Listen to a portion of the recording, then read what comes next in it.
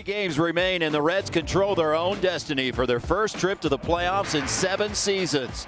Standing in their way are the Minnesota Twins, who just happen to be the best home team in baseball and seeking a division title this weekend. It's interleague baseball. It's September baseball. It's meaningful baseball. And it all starts right now.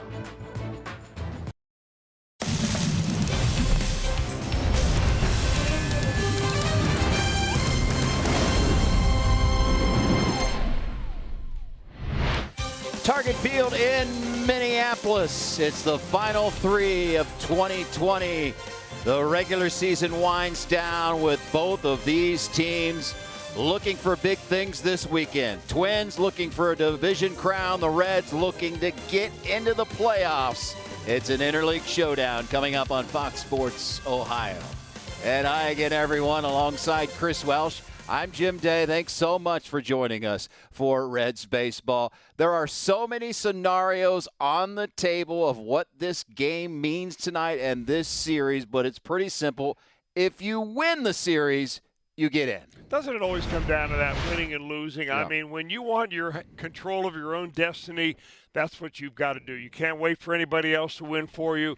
The Reds can clinch a playoff spot with a win and a Philadelphia loss, and then either Milwaukee loses or a couple losses by San Francisco. The Twins have a lot to play for, by the way. This is not one of these weekends where they've got everything all wrapped up and they're just going to try to get their rotation in line for the postseason. They want to win the division. That way they avoid the New York Yankees. We'll get into that later on, but that's very important to them. Pressure-filled game. The biggest start of Tyler Mahle's young career. You know, I've said all along that Tyler Mahle is one of these guys who was under the radar for the Reds this year, yet one of the most important players on this roster. And he's come a long, long way over the last couple of years, Tyler Mahle has. He's perfected his fastball better than ever this year. He's traded in a curveball for a slider. He's gotten rid of that terrible cutter that he used to throw. And he's a guy now that is throwing the ball over the plate and keeping the ball in the ballpark, has not given up a home run in the last 3 games. Twins, an outstanding team going for back-to-back division titles. They enter today's play leading the American League Central, but you look at their home record, it's even more scary. Well, they're pretty tough at home. There's no question about it. I don't really know why. It's a big ballpark. It does give up some home runs. Of course, they've got tremendous power on their team. It plays big in the outfield, this does, and they've got good pitching. They just have great confidence when they play at home, and that'll be a tough challenge for the Reds as they head up there this weekend. Reds will face Jose Barrios tonight on the hill for the Twins. Slow start to the season, but he's really come on at the right time. La Máquina. You know what that means? The machine. And they don't say that because he's an overpowering fastball machine, but he's nice and smooth, and boy, does he have a curveball. Great control over that curve. He went curveball sinker his last time out, threw a very good game. He's on top of his game at just the right time. This is also a family affair tonight. You know all about the Bell baseball family, right? Well, the Bells are going head-to-head. The Bell brothers. That story when we come back. Chevy, check out their award-winning lineup only at your Tri-State Chevy dealer. And by Skyline Chili. Feeling good, it's Skyline time. Twin Cities, Minneapolis, the site of Game 1 of a huge 3-game weekend set, Reds and the Twins. It has been a special run here for David Bell, the skipper of the Reds. And all of a sudden, he goes to Minneapolis, and who's there to greet him? His brother, Mike Bell. You all know all about the Bell family and the history. Buddy Bell, the former Red, longtime Major League player. Check out David on the left. And Mike, this is back at Riverfront Stadium. Baseball in their blood to this day. David Bell in his second season as the skipper for his hometown Cincinnati Reds team. And Mike Bell is the bench coach for the Twins. Always nice to see your brother, right? And both of them said, nice to see him even under these circumstances of going head-to-head. We have a great relationship, so we don't get to see each other very often this time of year. So it was really nice to spend some time with him, and be a little weird, you know, competing, being in across the way. But it was nice to have personal time with him too, and be able to catch up. I'd prefer it had been the first series of the year and not the last series when it's it's really important games for both clubs, but we'll enjoy it. I get to be on the same field, same major league field as my brother, and that's not a lot of people can say they've done that before, and I know I'll cherish it. And we'll talk more about the Bells as the night ensues. We are moments away from, again, the biggest game of the season. Reds and Twins, the showdown coming up. Lineup cards, Mike the bench coach, as we told you, for the Twins. David Bell, the skipper of your Cincinnati Reds, and some smiles all around. A cool scene. Brother versus brother, Reds versus Twins, and here's how David Bell will line them up tonight. It's the batting order brought to you by Jeff Weiler Automotive. Shogo Akiyama will lead off. Nick Castellanos in right field. Votto, Suarez, and Moustakas in the middle. Jesse Winker will be your designated hitter. Nick Senzel gets the start in center field. Galvis at shortstop. Tucker Barnhart hanging the signs for Tyler Mallett. And for the Twins, one of the best that they've got out of their stable, Jose Barrios, the righty, goes to the hill. Seems like he's been around a long time, Barrios, but I'll tell you, he's a guy that came to the big leagues when he was 21 years old, so he's only 26. And he's having a typical Jose Barrios year, 24 walks, 61 strikeouts, and he's a guy that will feature a lot of breaking pitches. Off speed, yes, but he'll change speeds and locations on that breaking pitch. And he's a solid guy for Rocco Baldelli to send out here in a very important ball game. And the numbers in September, sparkling 3-0 record for Barrios, 2.05 ERA. Shogo in the box, Barrios into his windup, and we are underway. It's a first pitch strike, says home plate umpire Ryan Blakeney. Shogo getting his first look at target field. Reds were there in 2018, and a really nice yard, a very nice setup. Great place to watch a baseball game. And the Reds, in their only appearance at target field, took 2 out of 3 over the Twins, but that was 2018. This is 2020. Ball and 2 strikes on Shogo.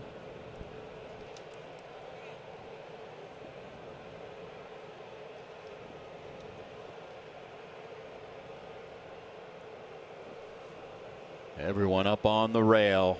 A lot of anticipation for this. Both teams were off yesterday. Breaking ball and a beauty, and down goes Shogo. Well, the outside breaking ball is meant to have the hitter give up on the pitch and then just come and nip the outside corner. He's got a very good one, Barrios does. Not only because it's got sharp break, but he's got such good command of that pitch. Look how quiet he keeps his body, how still he keeps his head, and that helps his command. And that'll bring up Nick Castellanos. Castellanos, the former Tiger, does have 13 at-bats against Barrios. 5 for 13 and a home run as you look at his numbers this season in a Reds uniform.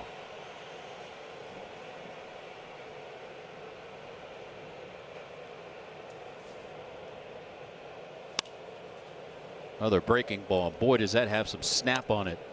No balls and 2 strikes.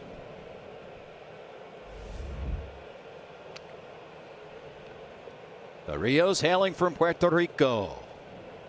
Listed at 6 foot 205.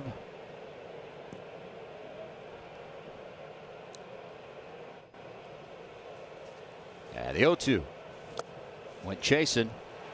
And it's back-to-back strikeouts for Barrios to begin this one. Here's how the Twins will line them up defensively, brought to you by Ford. Eddie Rosario in left, Buxton in center, Max Kepler in right. At infield of Josh Donaldson, Polanco, Gonzalez, Sano, Mitch Garver doing the catching.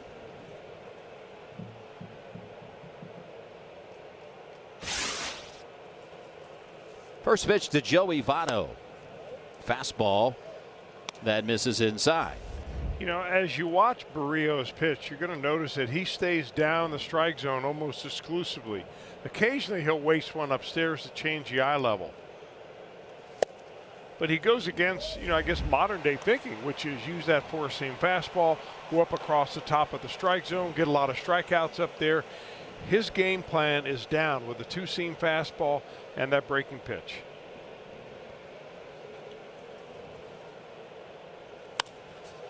Votto with a line drive caught by the second baseman. And the Reds are done in order in the first. Here comes Tyler Mahle.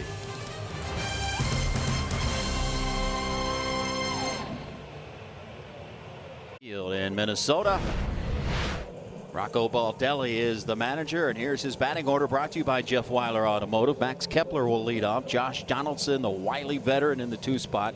Nelson Cruz, and even more of a wily veteran. Eddie Rosario in left field. Buxton in center. Sano at first base. Jorge Polanco, Mitch Garver, Marwin Gonzalez round out the order. Tyler Mahle, he has pitched very, very well down the stretch this season, a sub-4 ERA overall. He had a hiccup a couple of starts ago, but other than that, he has been very consistent, and you really don't hear much about Tyler Mahle because the conversation is always about the top 3. Well, Mahle has had a very solid year. I think a lot of ball clubs out there would love to have him closer to the top of the rotation than where he is here with the Reds. But he's very capable. 225 batter is Max Kepler. 9 home runs, 23 driven in. Fastball at 93 is fouled back out of play. And the count is a ball and a strike. And really what you're looking at tonight is a contrast in the style of the 2 starting pitchers. We talked about Barrios, who keeps the ball down, sinking fastball, slow breaking pitch. Mahle, on the other hand, likes to ride that four-seam fastball up in the zone and use a hard slider. And he lives up there with that fastball. 1-2. Second career start against the Twins for Mahle. 6 1/3, 1 earned run back in 2018. In fact, that game was this is a rematch of that game. Barrios was the pitcher in a Reds victory on that date.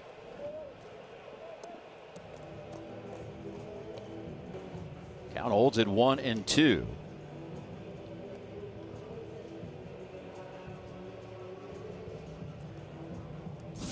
Now, the other difference you'll see from Mahle is he'll locate his fastball inside more and more as the season's gone on. So many times his arm would flail out. He would get that ball and it would kind of tail away from lefties. Up and away, but now he's able to control himself a little bit more. His delivery is better. He's more composed on the mound. I mean, you're looking at a much more polished major league pitcher than you were even at the beginning of this year, and much more than you were last year. The 2-2.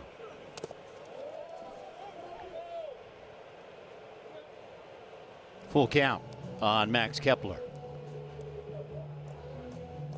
Twins similar to the Reds in that they will hit some home runs and they don't give up many home runs. They are second in the American League in home runs with 91. That is 4 more than the Reds. The rest of their offensive numbers middle of the pack in the American League. And it's a walk. Here's your forward defensive alignment for the Reds. Akiyama in left, Senzel in center, Castellanos in right. An infield of Suarez, Galvis, Moustakas. Votto at first base, Tucker Barnhart behind the plate. And Nick Senzel getting the call in center field.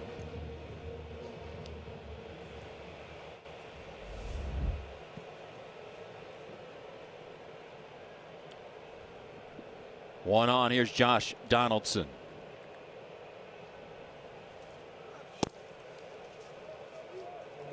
.225 batter is Donaldson, 6 home runs and 11 RBIs.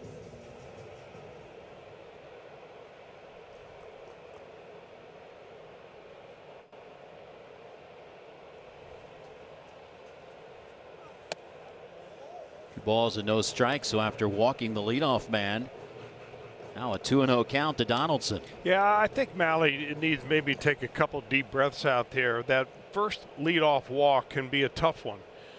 But he's got to believe that his stuff is good enough that he doesn't have to pick away at the corners.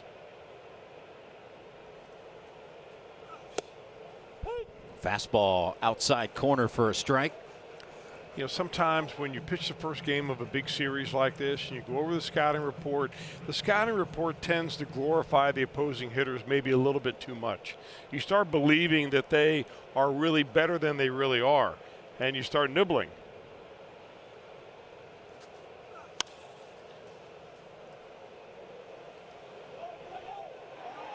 Who wants this one? It is Moustakas with an over-the-shoulder catch.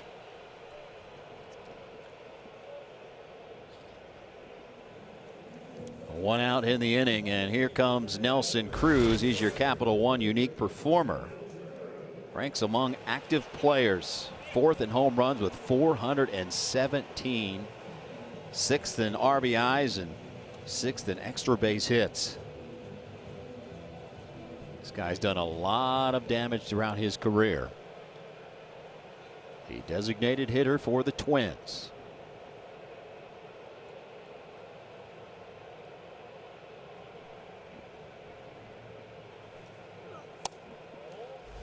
Breaking ball is outside.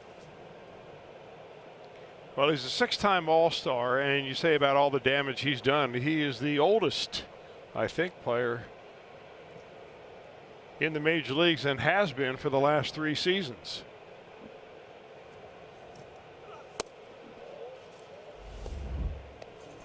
Years of age. You know, let me correct that. He's 4th oldest. He's been in the top 10 the last 3 seasons, but he's 4th oldest this year. So pushing that big 4-0. The big 4-0. I remember it. Lucky you. He was born in 1980. Threw a fastball right by him, did Malley. 2-1. Yeah, Malley's got that kind of fastball that you think you're right on it, and you swing, and somehow you swing underneath it because it doesn't sink as much as your eyeball tells you that it is.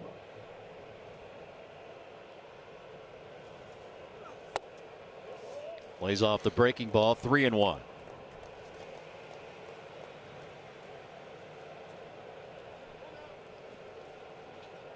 And Malley wants a new baseball.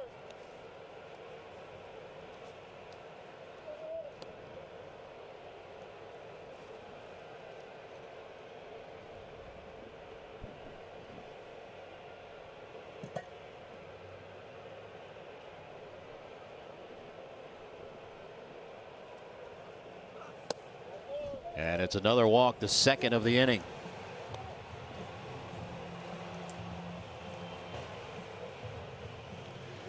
Now, this is where, as a pitcher, you have to be your own pitching coach. You can't have Derek Johnson running out there every time you go to a 3-ball count. But you also have to tell yourself, I'm going to be stubborn with my stuff right here. I got to find out what's working for me right now, and I've got to get out of this inning. We'll worry about next inning and the 3rd and 4th as they come along. But right now, this is the hitter I need to get, Eddie Rosario.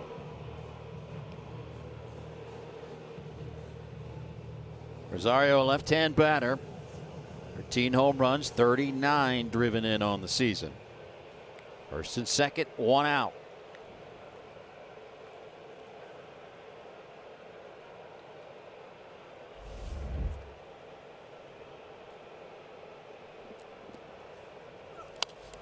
Fastball at 94, fouled off.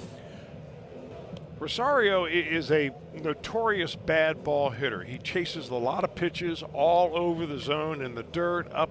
He's a lot like Nick Castellanos, if you want to kind of group him in a hitter category. But he's got an ability like Castellanos to make solid contact on pitches that other hitters wouldn't even swing at.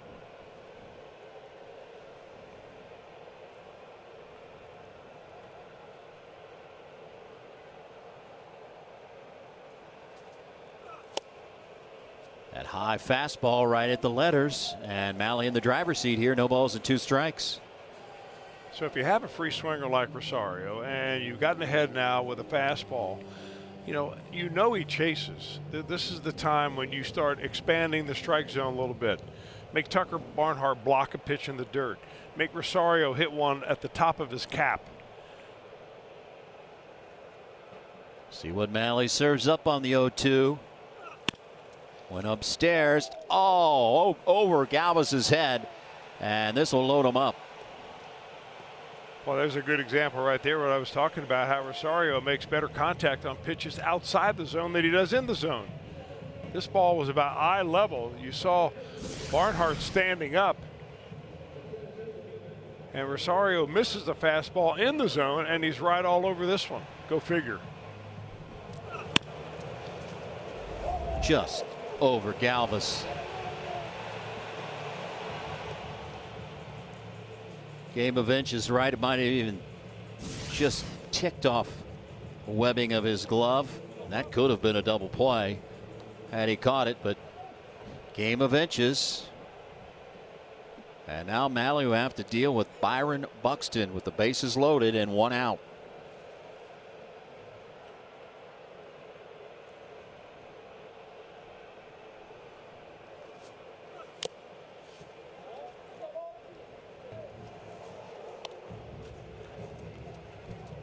Runners in scoring position. It has been a different story here in 2020. Last year, 302 opponent average, sub 200 this season.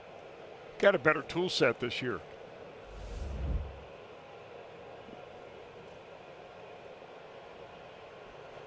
Malley has what he wants from Barnhart.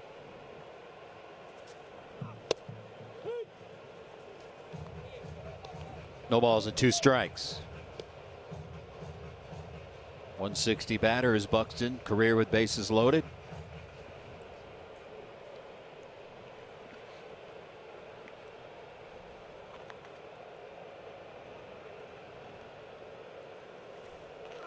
As you saw, the infield not playing in for the Reds. They'll give up a run for some outs, or certainly an out.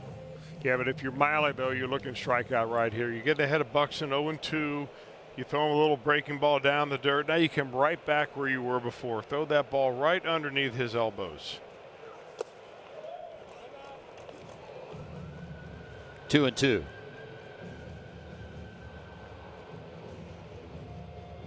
Well, obviously, this is the decision pitch. You certainly don't want to go full count with the bases loaded.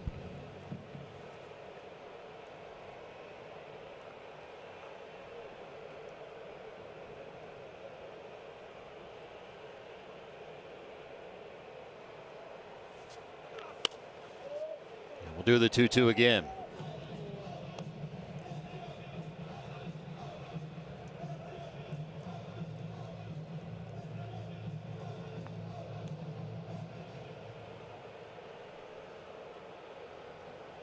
Eric Johnson already on the horn.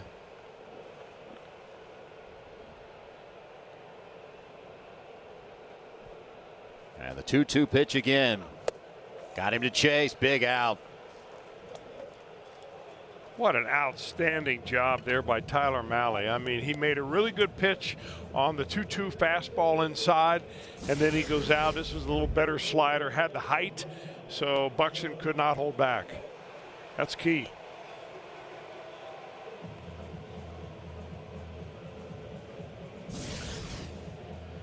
Still work to be done. Tyler Malley gets out of this inning, he's going to feel like he's already pitched 5 innings.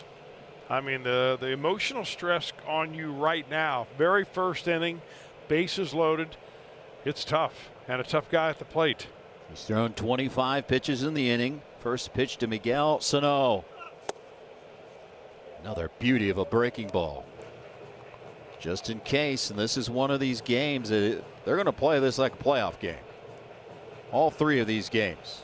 Well, every game the Reds play from here on is a playoff game. Unless they win the first 2 tonight and tomorrow, then Sunday is not.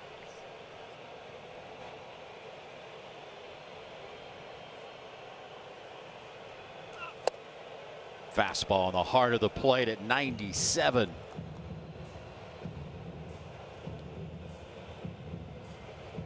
Malley back in the driver's seat. Yeah, this is where you have to keep your concentration level high, though. Don't relax just because you're ahead of them 0-2. You have your foot on their neck. Don't let them get up.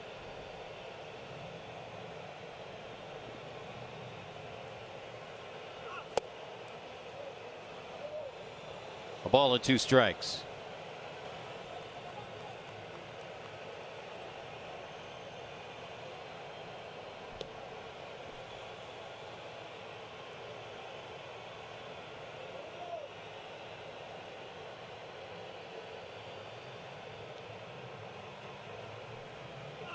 Swing and a miss. He struck him out. Malley leaves the bases loaded. High heat.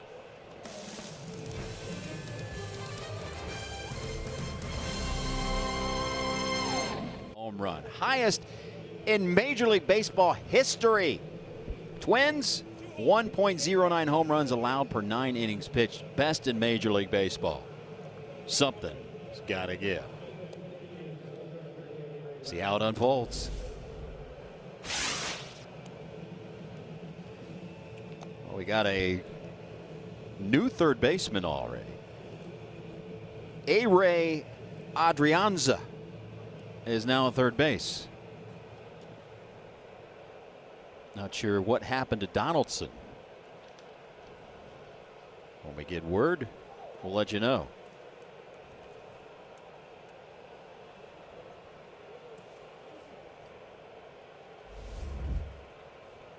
And the first pitch to Eugenio Suarez in the air to right.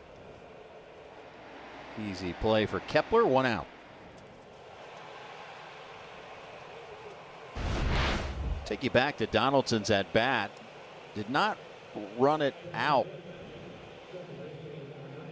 He thought he had fouled it off. And it even fooled the camera work there at the stadium. It was caught by Moustakas. Yeah, you saw him kind of just flex his hand a little bit after he popped that ball up, and maybe the pain was so significant that he didn't even think he put the ball in play. He's more thinking about that pain in his hand, but he's out of the ball game.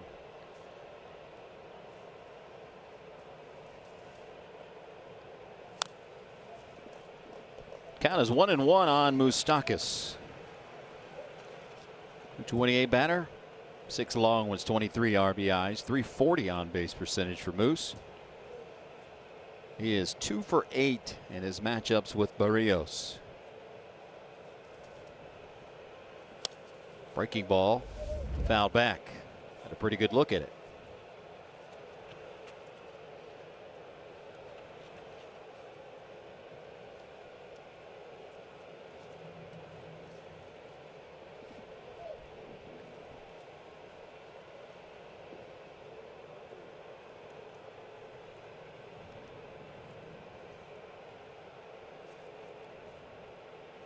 Shakes off his catcher. Now has what he wants.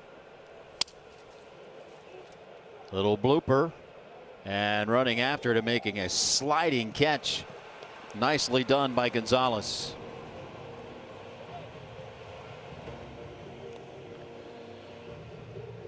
Yeah, this is a big outfield. I mentioned that earlier on, and you have your outfielders playing deeper here than you would at Great American Ballpark. That's why these infielders will come out and make more over-the-shoulder catches than in most ballparks. Marwin Gonzalez goes out and gets a good jump on that and is able to hold on.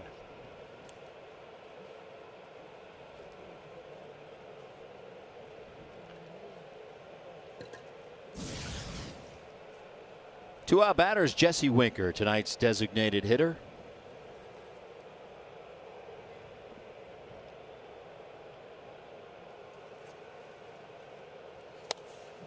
Fastball fouled out of play.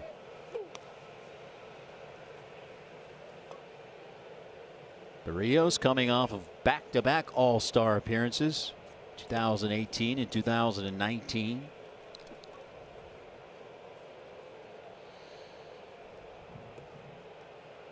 Start of the season here tonight, 115th of his career.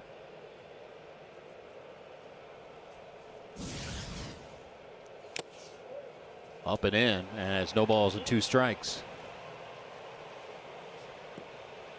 Well, I say he keeps the ball down. That would the exception to that would be pitching to Jesse Winker. Winker loves the ball down, out over the plate. And Barrios is going to his strength, or actually Winker's weakness. One more time.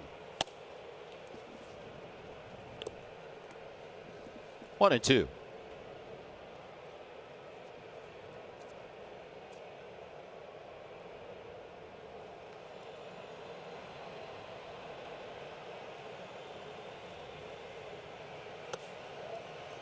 2 balls and 2 strikes.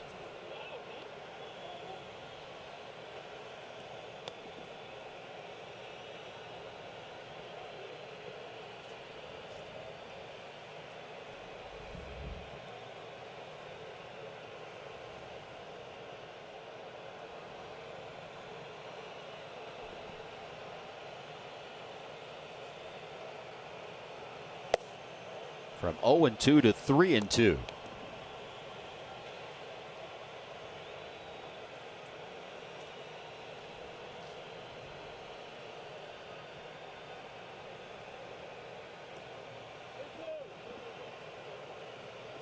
Nick Senzel on deck.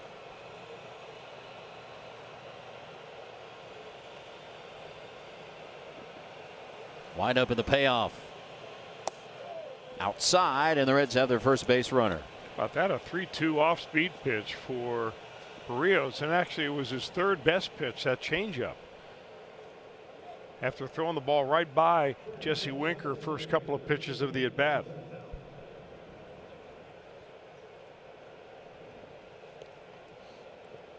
You would imagine that a right-handed pitcher with the breaking pitch that Jose Barrios has, that he would really own right-handers, but the actual splits are opposite.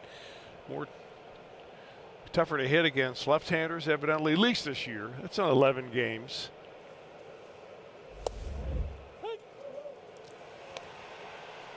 One thing that has marked his short career, I mean, I say short, he was 22 when he got to the big leagues here for his age 22 summer.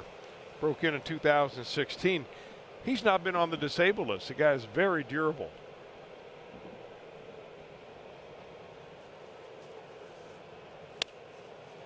Well, you had mentioned his nickname in the open, and part of that reason is that they call him the Machine. Is he's a workout warrior, big time workouts. You saw we talked a lot about Michael Lorenzen's posting his videos on social media. Well, Barrios does the same thing in Puerto Rico, does a lot of pushing cars for a workout. Grueling workouts. He strikes out Senzel, foul tip into the mitt, one left, middle of the second, scoreless. Best winning percentage at home in Major League Baseball this season. Far and away the Twins, 23-5 at Target Field. Better than the Yankees, Astros, and the A's. .821 winning percentage. It was a long first inning for Tyler Mahle, but he left the bases loaded. And will look to settle down here facing the latter third of the Twins order, Jorge Polanco.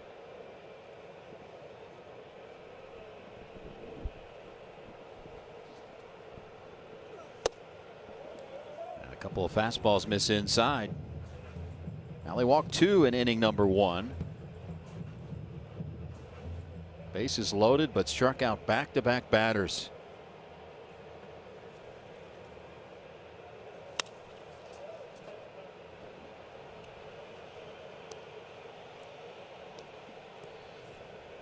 Two balls and a strike, the count on the Twins shortstop.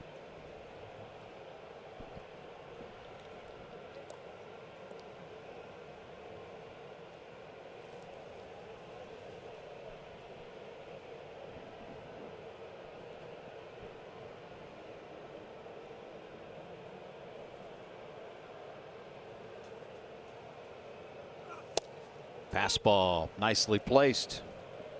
2-2.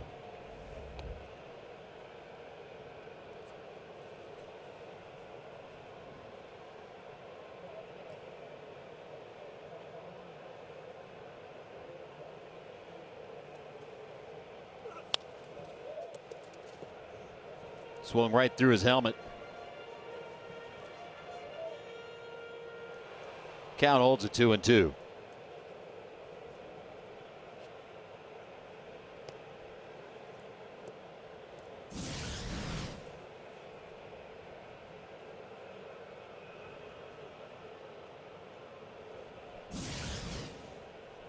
Two again. In the air, right center field. Senzel, an easy play for him. 1 out. you're just picking us up, the playoff scenarios, well, there's a lot of them. Reds can clinch a playoff berth tonight with a win, Philadelphia loss, plus either a Milwaukee loss or 2 losses by the Giants. Phillies and the Giants are currently winning. Philadelphia is in Tampa Bay. Top of the 6th, 4-3 Phillies. Top of the 5th in San Francisco. The Giants 5-1 over San Diego. And that is only a 7-inning game as they're playing 2. St. Louis, after losing game 1 of a doubleheader to the Brewers, leading 3-0 over Milwaukee, top of the 2nd. And that game is in St. Louis. However, Milwaukee is the home team for the back end of the doubleheader. So if you're looking up scores and you see Milwaukee listed as batting last, the game is not in Milwaukee. It is in St. Louis. There will be scoreboard watching throughout, but none more important than the scoreboard right here. Because if the Reds win 2 out of 3 this weekend, book it. Book your ticket.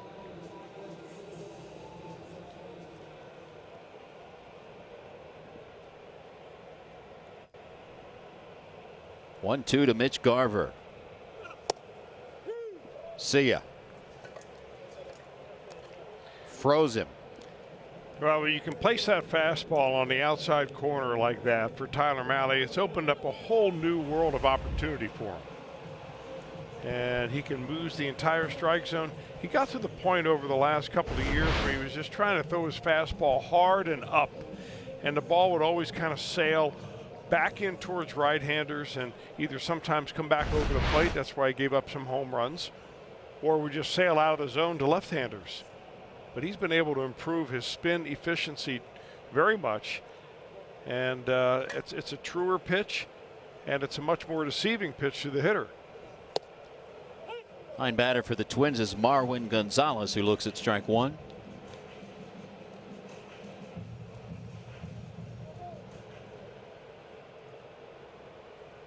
.40 pitch mark for Mahle.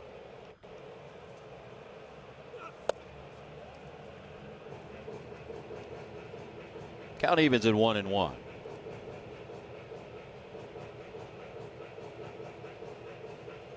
Talked about Mahle down the stretch here. Last 5 starts, 2-1 record, 3.10 ERA. Some action on that. 1-2. That's a little split finger pitch that he uses as a changeup. Doesn't have a lot of break on it, not like a fork ball that some pitchers throw, but the difference in speed is enough to get the hitters off of it.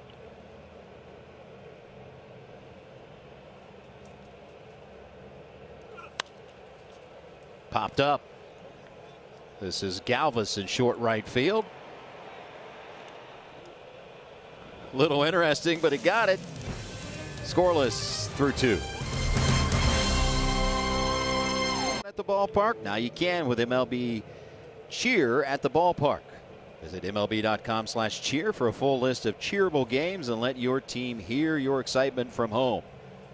Hopefully more exciting than the way I just read that. But check it out. 3rd inning, Tucker Barnhart will bat 2nd in this inning. Galvis leading it off.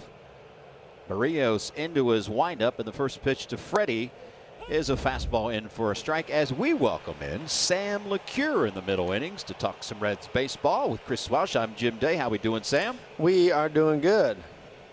Good. Good to see you guys. Had a nice long homestand here for you boys. Yeah, you were over here all by yourself. It seemed, well, you and Brian anyway, but we missed you over there at the ballpark. Yeah, I miss being at the ballpark, man. First hit off of Barrios. It's a line drive off the bat of Freddie Galvis.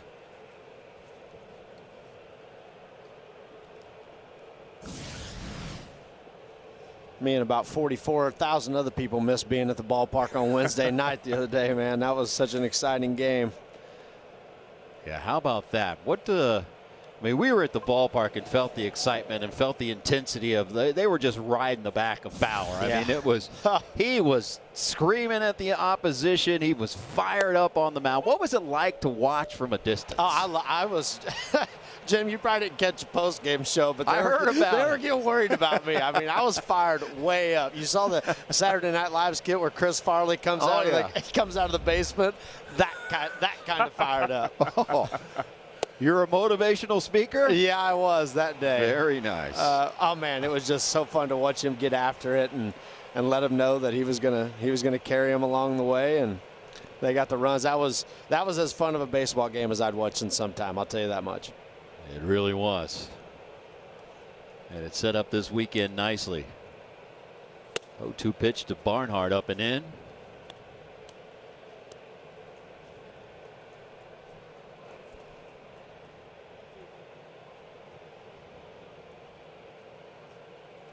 Interesting how they play Tucker Barnhart. They don't shift him in the infield at all, and they actually play the outfield for him to hit the ball the other way. And that's always been when he's at his best. Take that little base hit to left. That's a tough pitch to hit the other way. Just misses on the breaking ball. 2 balls and 2 strikes. This is the first chance I've really gotten a chance to see Jose Barrios throw. I didn't realize he could climb the ladder like that at 96, 97. I knew he had the slider. And this one will drift out of play. Count will hold it 2-2. Yeah, considering the fact he's only 26 years old too, he seems like he's been around for 10 years. Yep. They've got a couple guys like that. Byron Buxton out in center field. He was kind of that top prospect, always a little inconsistency, some injury, but he was up and down a bunch, it seemed like. They've got a good little group there. So you've got those guys, and then you've got the guy who has been around forever, and Nelson Cruz. 2-2 again. Yeah, Cruz is the glue, isn't he? I mean, shouldn't every ball club have a guy like that? He's nearing 40 years old. When the teams go into quarantine, what do you do? Buy all of his teammates robes with their names on the back. I mean, he's just a guy who's very comfortable in his own skin. He's been a great player, and they look up to him as kind of like a papa figure. No doubt. Sort of like we look up to you. Oh, that's right. More like a granddad figure, but that's okay. But I was thinking about that, though, a little bit, just as kind of a relationship with this Reds team. Since you brought up Nelson Cruz, you have a guy that's been there that you can go to. These younger Reds players, they can go to a Freddie Galvis. They can go to a Joey Votto. A Mike Moustakas obviously has some World Series jewelry. Just being able to lean on those guys in situations like this, because even though the fans aren't there, the nerves still are. Those guys still feel that. You could see Tyler Mahle in the first inning. Just a little, just picking at the strike. I mean, the stuff is good and it's there, but you're just still a little bit unsure, because when a guy like Nelson Cruz steps in that you don't see very often, it's, I mean, you know the name on the back of the jersey a little bit. It's hard not to get caught up. I mean, you're a major leaguer too, but you know who Nelson Cruz is. So, and you know what's at stake here. So that's why this is such fun baseball. Both teams have something to play for, and they're important things. Pretty good battle here. 8th pitch of the at-bat, and it's a full count.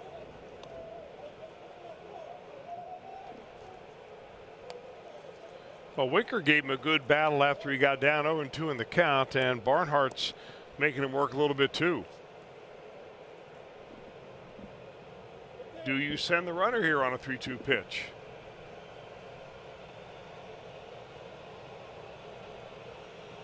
You're nodding. Galvis goes, and it's a ground ball, and it's a good thing they sent him.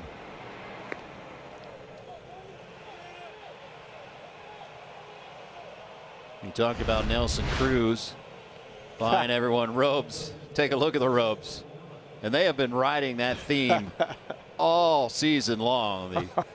The Twins have had a lot of fun with this, and they're giving the robe to someone that does something outstanding. Home run hitters, basically. Oh, that's cool. I mean, those are sweet robes now. I mean, he didn't go out and get some cheapies. No. These things are big time. Big league. Big league. So one time through the order for Barrios. And now the leadoff man, Akiyama, with a man in scoring position. Well, Chris, you mentioned a couple guys giving him some tough at-bats, but you see the pitch count. So other than those 2 at-bats, it's been pretty quick outs for him, because I noticed Tyler Malley's climbed up to about 40 in 1 less inning of work. So he's been pretty efficient. He's got that, man, that slider's nasty. Jim, you said it. It's got some snap on it, boy. It really does. I mean, obviously hard for a right-hander to hit, but that backdoor breaking ball with the snap to lefties, I mean, it is. Whew. You know, I'm always interested to see how different teams pitch the same player. Over with that Brewer series that we just saw against Shogo Akiyama, they just pounded him inside, pitch after pitch after pitch. And I was interested to see what Barrios and the Twins will do in this series. First pitch was a pitch away that Akiyama was a little later. He loves to dump that ball in the left field, just kind of a half swing, run out of the batter's box type. In the air, center field. Easy play for Buxton. Galva staying put. 2 down. Yeah, that's always interesting, just as far as, you know, because the information's all the same. You know, it's like but it's how are your scouts perceiving, you know, what they're watching. Is it, okay, well, they're seeing a little something different than obviously the Milwaukee Brewers saw, but the Twins are basing their scouting report off of what they did in the Milwaukee Brewers series kind of thing. So it's kind of odd how that worked out. I mean, Shogo's seems like he's been hitting a little bit of everything of late and taking his walks. So he's done a really nice job in that leadoff. Since he got in that leadoff spot, man, it just seems like the team's been producing at a different level. Yeah, if you can get some energy out of that top spot. Yep.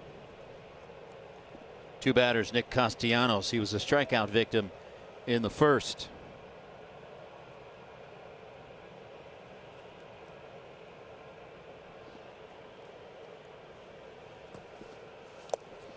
Twins have announced that Josh Donaldson left the game with a right calf cramp.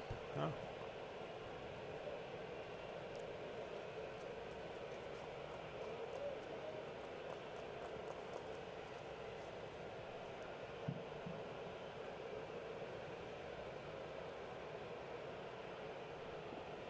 I didn't think he got pulled for not running that ball out to first base. No, not in this situation. No. I don't think so. And it would be completely out of character for Josh Donaldson not to run one out. Yep. Strained his calf kicking dirt on the plate. Did you see that deal? Where he got mad at the umpire and then hit the home run, came back over and kicked dirt over the plate. Saw that and then got tossed. Yep. Get tossed after you do something good, not beforehand. Yeah. That calf is the same calf that caused Donaldson to miss a month earlier this season. Don't know if that's tied together. It is the same calf, but listed as day to day. And you know how the old saying goes, aren't we all?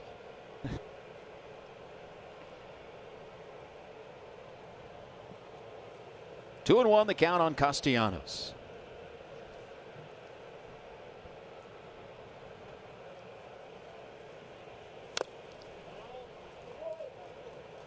Barrios doing a nice job in and out, working the corners. What do you think of that slider of his, kind of like a Luis Castillo change, or maybe even a Trevor Bauer, Sonny Gray breaking ball? You have to respect it so much, but he can also rush it up there at 95, 96 miles an hour. Looks like a pretty tough at bat because he gets him. He had Nick looking for the slider early, which you would understand that if you're watching the game, but then he runs a fastball in there and he's just a little bit back and forth and keeping him in between those pitches, so the timing's not going to be there.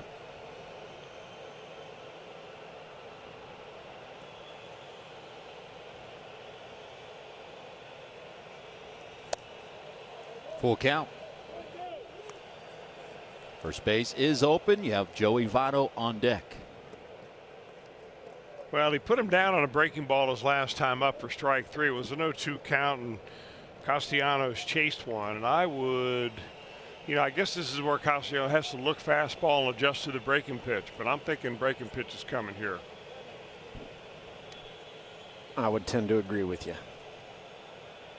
And that's the beautiful cat and mouse part about it, because guess who else is probably thinking their breaking ball's coming? Nick Castellanos. Like, well, I struggle with the breaking ball down and away. He's got a good breaking ball. Why wouldn't he throw that? That's when he ends up looking at a fastball that you think, well, it's right down the middle. Why didn't he swing at that? Oh. Nasty breaking ball. Red Strand 1, middle of the third. We are still scoreless.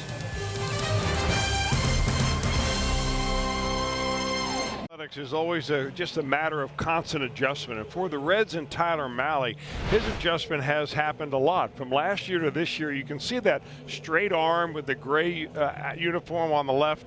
And then this year, a little bit tighter, more compact, less movement delivery. And that's allowed him to increase his efficiency of his spin. Now, his fastball velocity is about the same, but it enables him to throw a ball that doesn't have a lot of wasteful side spin on it. And we can get into that at some point, you know, maybe during a tech talk. But basically, it's made his fastball more productive. You combine that with his velocity, with his already natural great spin rate, and now you have a fastball that, you know, he's right there with Garrett Cole as far as spin efficiency. And Cole's the best in the business. So that's one reason why we see Mahle taking another step forward this year. And I got to think that a lot of that has to do with the input of Caleb Cotham, Kyle Bodie, Derek Johnson, all kind of working in concert saying, hey, we got this great raw talent right here who's pretty close. What do we have to do to get him to the next level? And they've been able to do that here. And it's beginning to show big time. Count is 2 balls and a strike on Max Kepler. Leadoff man for the Twins. One time through the order for Mahle. Gave up 1 hit. He struck out 3 and danced around trouble in inning number 1, walking 2 and giving up that hit. Got out of a bases loaded jam by striking out back-to-back batters.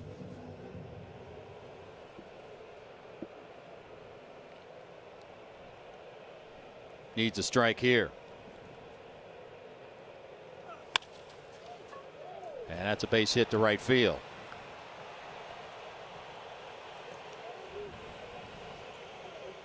Kepler stings it.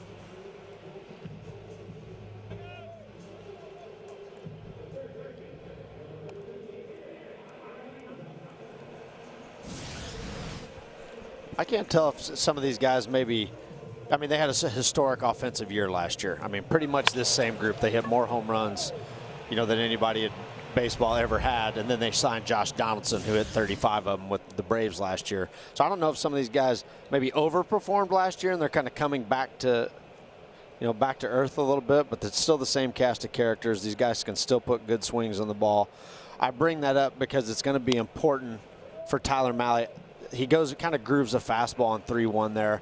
I'm okay with it because I'd rather see you do that than walk a guy and give up a 2-run home run, because we see how much the Reds rely on their home run. A lot of times before this winning streak started, they're solo home runs. During this little winning rally, it's been 2- and 3-run home runs, where now it's, instead of a 3-1 game that they lose, it's a 5-3 game that they win because they had a couple guys on base. So important for Tyler to not give the free passes that you saw in the first inning. He was a little bit shaky, but he righted the ship. He's looking like he's getting back into a groove now.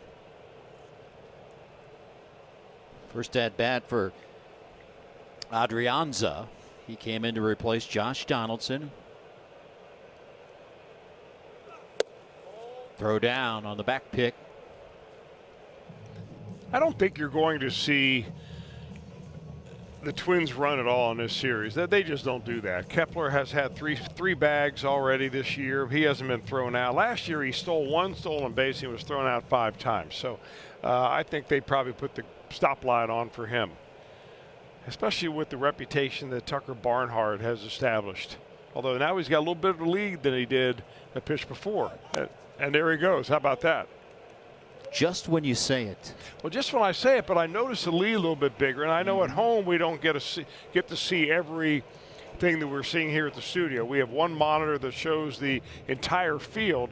And I look down, and the first couple of pitches, he was very close to Votto at first base. On that one, he just got a bigger lead.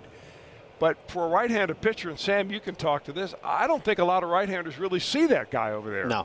No, it's tough too. You really kind of got to open yourself up. You'll see guys. That's why you see guys check beforehand before they come into the set position. They're looking over their shoulder. Well, Twins are dead last in Major League Baseball on stolen bases. Only 14 on the season. So you were right on the money, Lefty. Yeah. But hey, isn't that the best time to steal? Right when nobody in the world thinks you're going to. Right after a back pick. Yeah. You know, they think they shortened up the lead a little bit. Yeah. No, that was a great eye.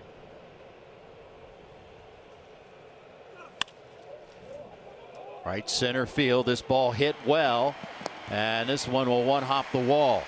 They're going to wave around the runner, and the Twins strike first in this one. It's an RBI double by Adrianza. Well, this guy wasn't even supposed to be in the lineup. Yeah. He's the first one to drive in a run. That's not fair. But he does get a pitch out over the plate right here. And, you know, there's a pitch that kind of tailed back over the plate. And that's not the kind of fastball that Tyler Mahle wants. Yeah. He wants that true spin so it kind of holds its plane and rises a little bit. So that's just what you were talking about, that as far as the pitch efficiency or the spin efficiency goes. Folks at home, you see the ball moving a little bit left to right, so he's on the side of the ball that little bit. If he stays behind that ball and gets a more true spin efficiency, that ball's kind of rising above the bat barrel right there at the end. So another big catch by you there, Welshie. Yeah, I got to give credit where credit is due. I watched a lot of YouTubes today about spin efficiency to learn a little bit more about that. Also read a couple of pretty good articles, one in Pitchers List and the other on Reds Content Plus, talking about Tyler Mahle's fastball. Very interesting pieces. 0-1 the count to Nelson Cruz. We've always loved the fastball. I think we can kind of, because I love the fact that he can add, subtract with it. He can climb the ladder. If he does want to run that one back off the plate, that's kind of the backdoor sinker, he can. I think he's made big strides with his breaking stuff. He's kind of shortened that breaking ball, and he's able to grab some more plate with that slider and still miss a barrel. That one right there. I like that better than the one he was throwing in the past. It was probably closer to low 80s, a little bit bigger. Just seems like he's been able to be a little bit more aggressive with this one. Well, you know, I think what happened last year is that he adopted the curveball and a cutter, and it hurt his fastball efficiency because the cutter and the fastball kind of got mixed up. Yeah. And this is just a kind of a different pitch. You got to have a different mindset when you throw it. Dangerous guy here. Count will hold at 0-2. Mahle's already given up a run. Still nobody out, and the Reds have Michael Lorenzen once again warming up in the pen.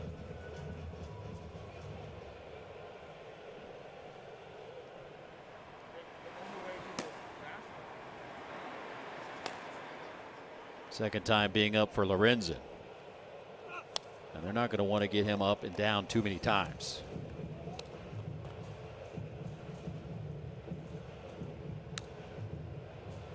Chris, do you like the urgency to go and make, you know, to begin making bullpen moves at this point? I think you have to do it. Yeah. I think all the analytics demand it.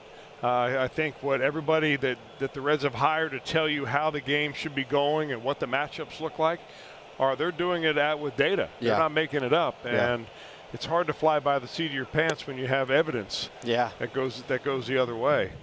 But if you can get your pitcher into a groove, then that bullpen stays quiet. But I just don't feel like he did have a 1-2-3 inning here. But this inning, you know, you make a fastball. Second time that Kepler sees you, hits the ball hard, gives up a double and a run. It's all about damage control now. 1-2 pitch. Now Berrios, on the other hand, I mean, you know, hasn't worked up a sweat yet. Yeah. So that's the kind of groove that you hope your guy's going to get into. Ask you guys a question. When you're on the mound and you see someone warming up in the pen, does that lift your game at all? Yes. Absolutely. Absolutely. Are you kidding? That's what I figured. I just want to make sure. That's why I think guys can get rattled in Wrigley when the mounds were on the field. In San Francisco, they got them down the line. They can see pretty plain as day when they're when that manager thinks they're screwing it up. Like, oh, well, don't have to guess much here. There's 3 people warming up down there and 2 mounds. That's right. I used to have a catcher come out there and tell me that. Hey, you hear all that noise? Those are guys warming up in the bullpen. Like the vultures are circling. Uh-huh. Well, he's about to deliver pitch number 60. Pretty good battle here. Yeah, he's got to come up with a put away pitch right here. I'm not sure what it is. Sometimes only the pitcher knows. Yeah. Well, this is a key out here. Just because you have a base open, you don't want to use it in this situation. Nope.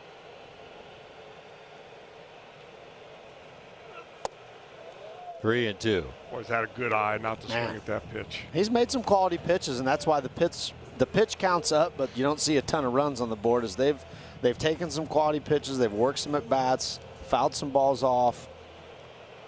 I don't feel like he's throwing the ball poorly. I would say that.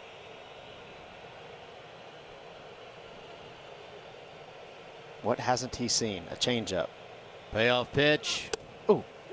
Strike 3 called.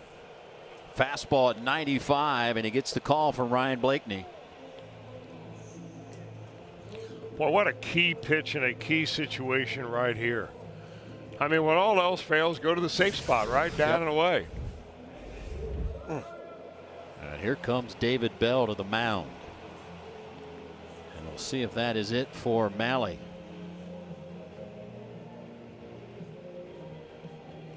Well, that's a pretty pitch.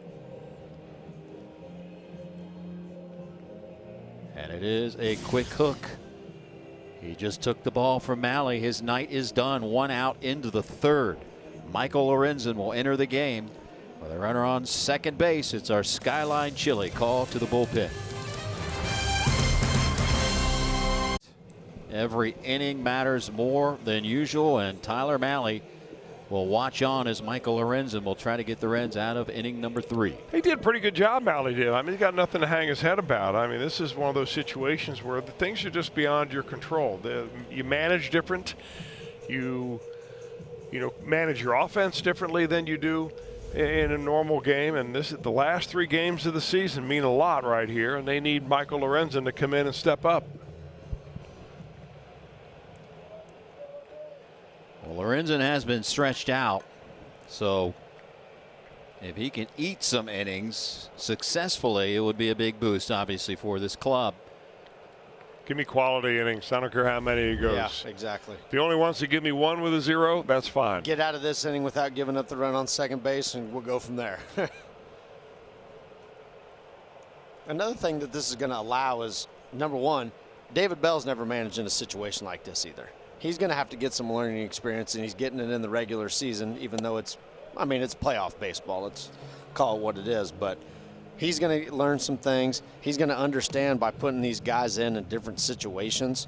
Michael Lorenzen's obviously come out of the bullpen many times before. This is nothing new to him. But guys are going to be asked to do different things coming down the last couple games that they haven't been able to do. And you're going to see who can handle this, who can't handle that. Guys in pinch hit situations, pinch run, whatever the case may be.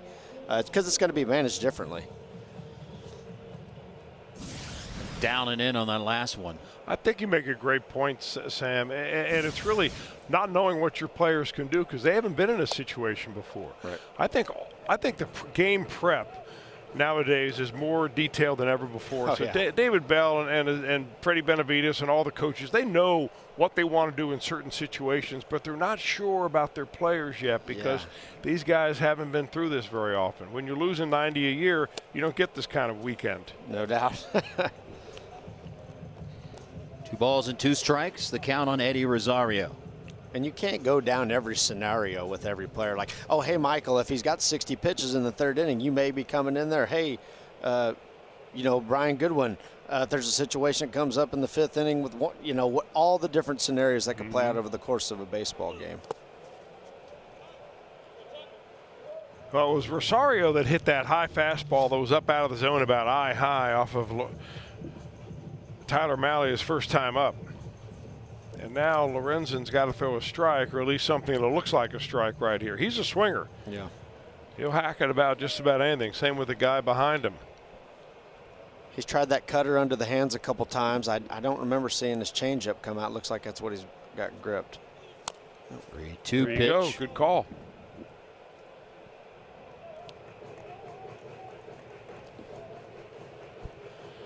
Count holds at 3-2 with Buxton on deck for Lorenzen. Made his last 2 appearances in the rotation. Back-to-back starts, covering 9 2/3 innings, 3 earned runs.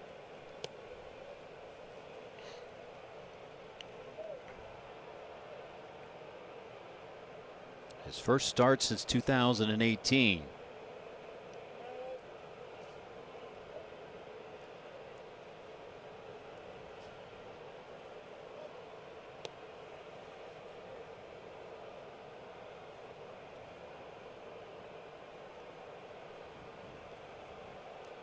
Payoff pitch again.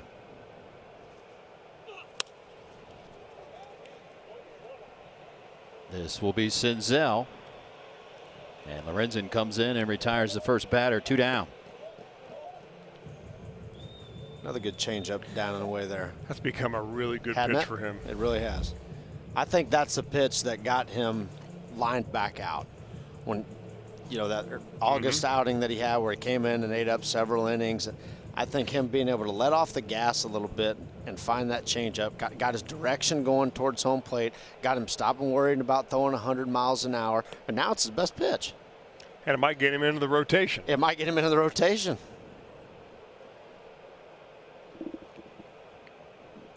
Got to keep the heat on this guy. First pitch to Buxton. And the Reds don't know anything that we don't know, but I can tell you that Byron Buxton's OPS. Now, OPS is your on-base percentage plus your slugging, right? That number should be big. Yeah. About the big league average is, you know, somewhere in the 700s. Yeah, 750 or something. His OPS on fastballs 95 and up is 167. That's his OPS. OPS, meaning he can't hit the heat.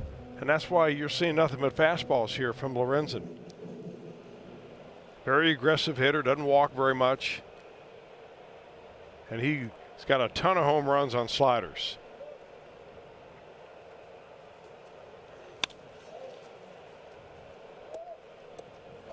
Two balls and a strike as Buxton out in front.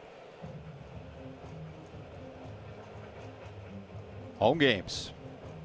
Been a struggle at home. 169 average as opposed to 375 on the road.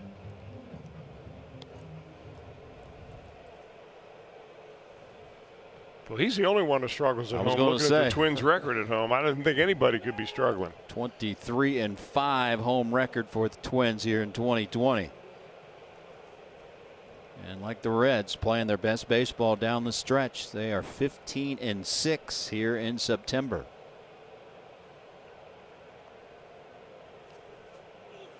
Look out. Got me. You all right over there, Sam? Got me. I can't help it. Think what Buxton was thinking. That's a little bow tie right there. Zip. Bow tie. You even scared me, Sam. I hate that. Gets me every time.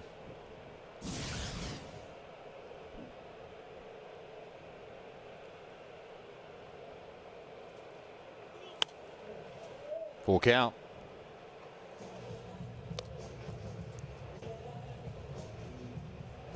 Buxton only has 2 walks this entire season. 2.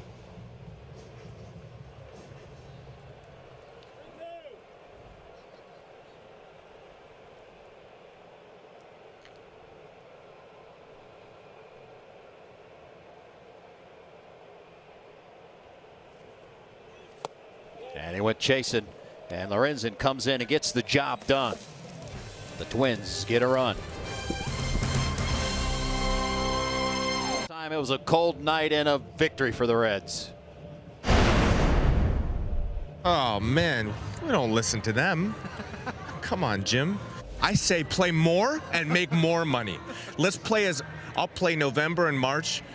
Another 60 games, let's do it. What do you say? If it's snowing, if it's sleet, if it's freezing, if it's below 32, I'll take it. Below 0 Celsius, shout out to Canada.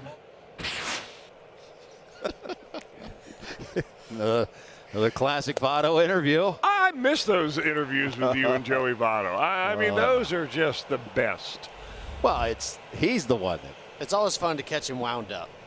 Yeah. Well, it was cold. It was April in Minnesota, 2018. Reds took 2 out of 3. Cold doesn't bother him. I mean, he's a Toronto kid. Well, that's when we learned all about the field and how they built that field, where they've got heated pipes underneath the entire field, so that even when it snows, as much as it does in Minnesota, you never see snow on the ground out there. Huh. It looks like a beautiful ballpark. It's one that I haven't been able to make it up to. It always makes me a little bit curious as to why there was a decision made not to put a roof on those buildings, but I got some juice on that. do you? I do. 2-1 pitch to Votto. They were having trouble getting a plot of land. The plot of land that this stadium is on is not big enough to physically hold a roof. Oh, to really? build a roof, yes. Really? So they were having trouble securing some land for a new field. And this plot of land, and you can see how the stands in the outfield are straight up. Yeah. Because they don't have much room to work with. Yeah, I wondered about that too. Well, Jim? Yeah, it's the smallest footprint of any stadium in the major leagues. In fact, some of the stands hang over the highway. Yeah. Wow. So they wanted to put a roof on it, but they decided, you know what, it's better to have a new ballpark open air than have not a new one. Yeah. And they were desperate to get out of the Metrodome. That looks beautiful. It is nice. It was a nice setup when we went there in 2018. Nice people. All right, leadoff walk for Votto, and a chance for the Reds here in the 4th.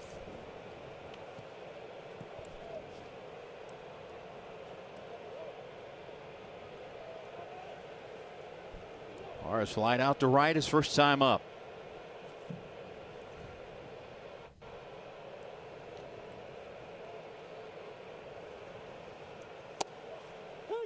Strike called. Suarez didn't like that even a little bit. Well, like a lot of these Reds players, man, Gino's had a nice September. What's he OPS and close to 1,000 this month. A lot more smiles, a lot more homers. Good vibes on the Gin. Good vibes only, no doubt about it. Been a theme that he started saying that in interviews with the media via Zoom. And then the rest of his teammates caught on. Every time a teammate sits down at the end, most of them say, good vibes only, man. So it's caught on. Yeah.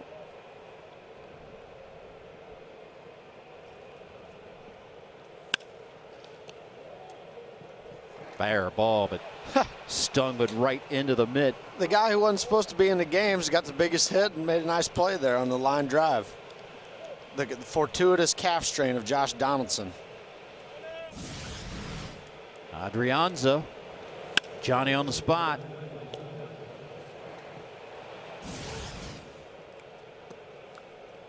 So remember that one. That could have been a ball down the left field line. One of those outs that hopefully you don't look back at what could have been. Here's Moustakas.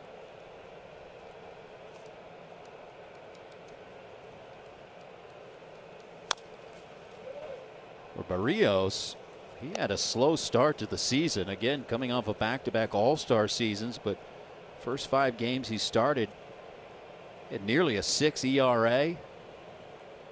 Last 6 games, 4-0 record, 2.14 ERA. It's not how you start, Jimmy. Indeed. Tell these Reds that. It's how you finish.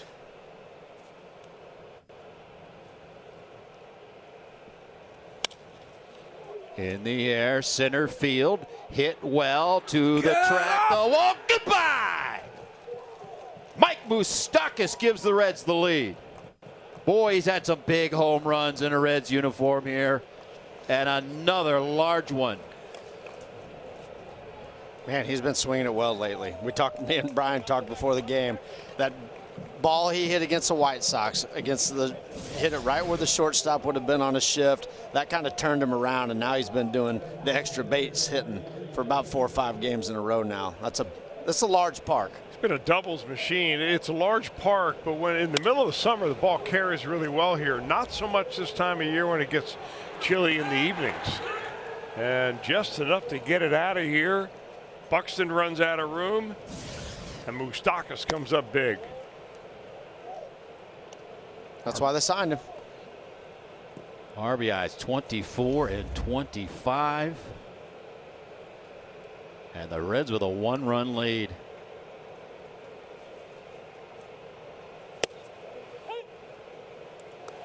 Last 18 runs the Reds have scored have all come via the home run. 62% of the runs this season. You know, that ought to give a little confidence to maybe some of the other hitters in this lineup. You got Suarez that just hit a blistering line drive to third base. Moustakas goes yard to the big guy part of the home run. I said dead center field. And this guy's hittable. Yeah. I mean, this is the kind of what you have to think about when you're coming out of the on-deck circle. You can't go up there thinking, oh, no, this guy's got one of the best curveballs in the business. How am I ever going to hit it? Right. 1-2 to Winker. Whew. And that's why it's contagious, because you see somebody do it and you're like, oh, hey, I'm a big league hitter. I can do that too. Oh, well, he did it. I can do it. Because like you said, he hadn't really broken a sweat through the first 3 innings, but he's fortunate to have only given up 2 in this inning. Jesse getting another chance here. Yeah.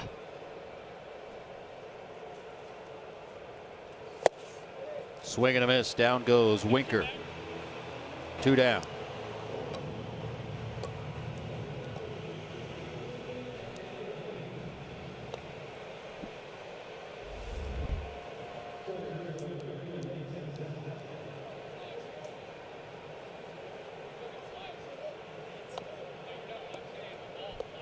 Two-out batter is Nick Senzel.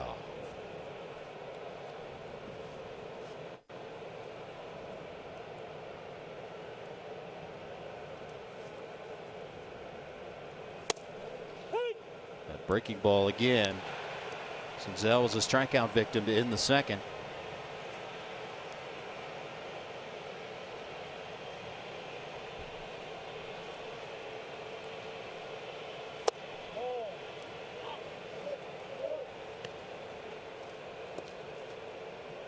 Rios thought he had a strike there.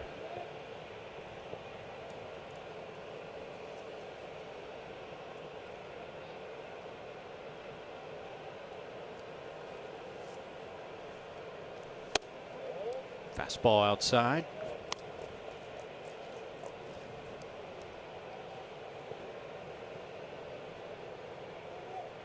Be nice to get him going. Be nice to get both of the Knicks going here in the next couple games. Tough to go from Prasco right into the big league playoff race. Soft liner. The Reds are done in the 4th, but not before Mike Moustakas. A 2-run home run and a 1-run Reds lead.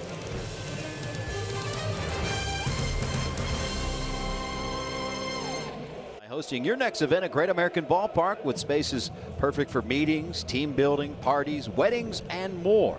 Discover the possibilities at the home of the Reds. To upgrade your next event to a big league experience, visit reds.com/events. Michael Lorenzen back to work. Now with a 2-1 lead. Sano, Polanco, Garver due up in the 4th for the Twins.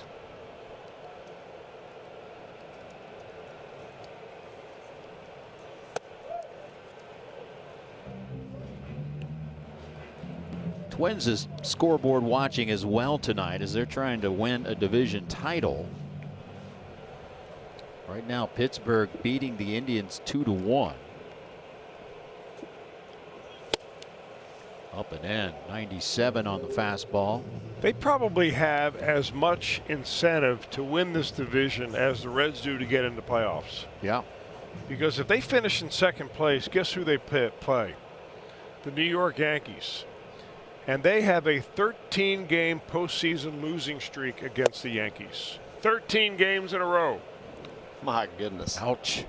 So they want nothing to do with the Yankees in the postseason. So that would be their motivation. Yeah, these ain't going to be no layup gimme games by any means. They're not tuning up for the postseason. They're winning. They want to win games, and they like that home ballpark. White Sox are losing 5-0 to the Cubs. Battle of Chicago. So right now, Twins looking up the scoreboard, and both games they're following in their favor. As for the Reds, quite the game going on down in Tampa Bay. Phillies tied with the Rays 4-4. Second game of a doubleheader. St. Louis with a 3-0 lead over Milwaukee, top of the 5th. So the last time the Twins beat the Yankees in the postseason, Johan Santana won the game and Joe Nathan closed it out. Wow. I'm going to guess that's somewhere in the 2006 to 8 range-ish.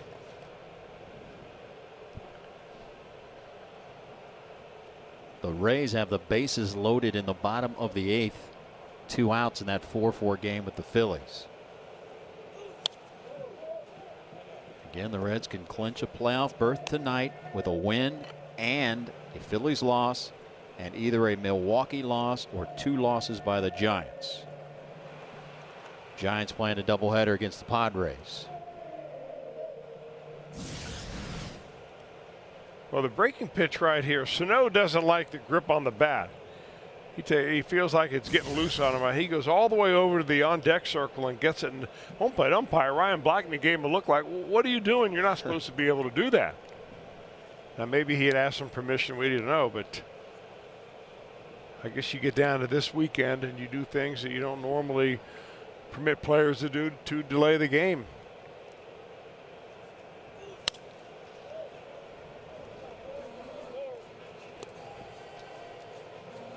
Now, let me amend that what I said on the playoff scenarios, because the Giants have beaten the Padres in game 1 of that doubleheader 5-4.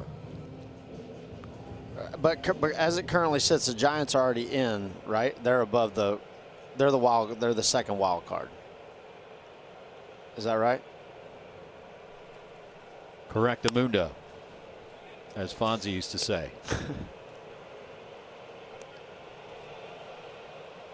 One out.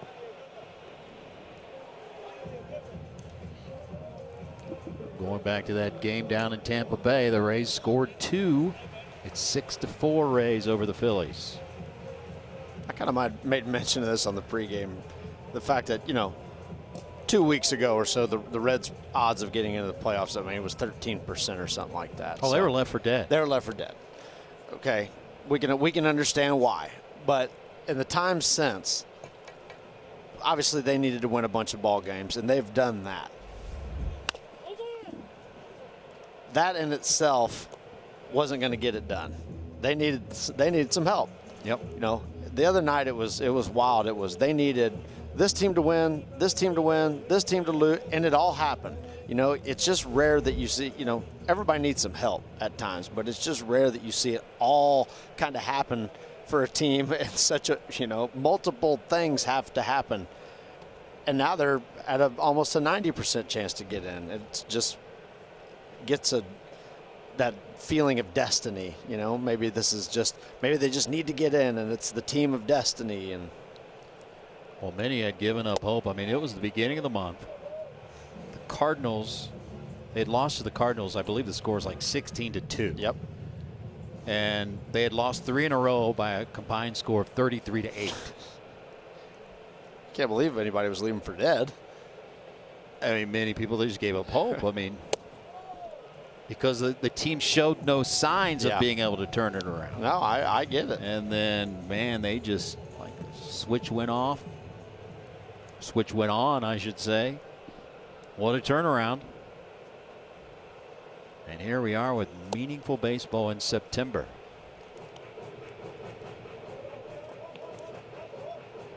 Boy, so far so good for Lorenzen. I mean, that little changeup that he didn't use much when he first came in, although he did get a key strikeout from, he got Rosario to fly out on that. I mean, he's throwing the ball extremely well. On the ground, charging is Suarez, bare hand, but nothing doing. Polanco can get down the line. It's an infield base hit. That's a smart play by Gino to eat that ball there. You don't want to. I mean, that was going to be a bang bang do or die. He's barehanding that ball. Yeah, well, ask yourself, when's the last time you saw a shortstop make a barehanded ball to throw to first base? Yeah. And that's what basically he's doing right there. He's playing the shortstop position. He's coming 15 feet before he even gets to the baseball, and you got a left-handed hitter that can run a little bit going down the first baseline. We just don't want to compound the situation by throwing the ball down the line, and then he's on second or third with one out, and these runs are so important.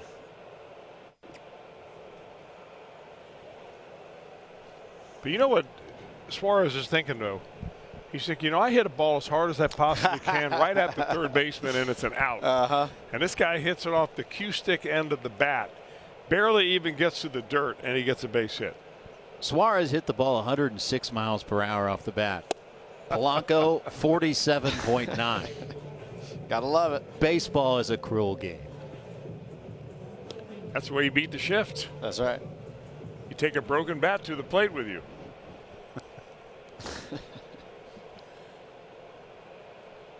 1-0 the count on Mitch Garver. Left center field. This ball is stung, and it's off the wall. Here comes the throw in. They're going to hold up the runner at third. So Mitch Garver delivers a one-out double.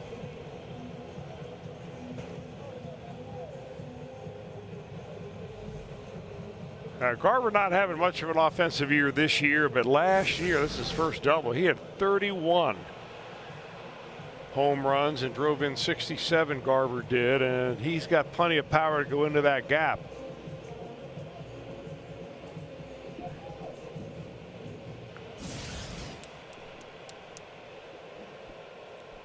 Second and third, one out.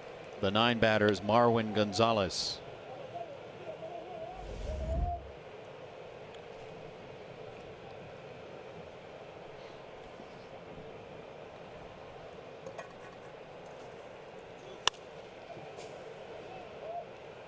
St. Louis now up 5-0 over the Brewers, top of the 5th.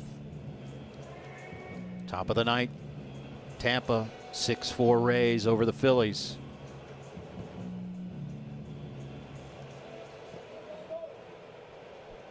See the Reds move around. They not only will shift, but they will move defensively per the count, pitch to pitch in today's baseball.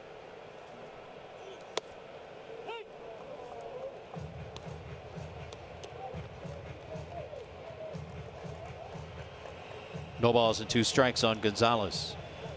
Chris, what do you think about, so he just brought that up and it made me think they're shifting sometimes depending on the count. Does that tip your hand a little bit as to how you're going to attack that hitter? If they shift him more, are they thinking, the hitter thinking, oh, he's probably going to attack me with the breaking ball? I mean, do you think that way at all? I don't know if the hitters think that way, but it sure seems like that's why they're doing it. Yeah, I mean, we're going to move a different way because we're going to attack you a certain way, right? I mean, that's what I would think. And I'm wondering if it gets into the hitters' heads anymore.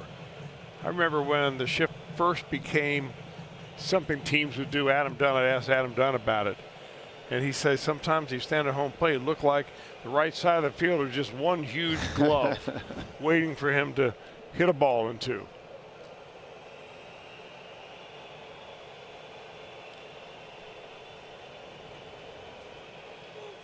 Struck him out.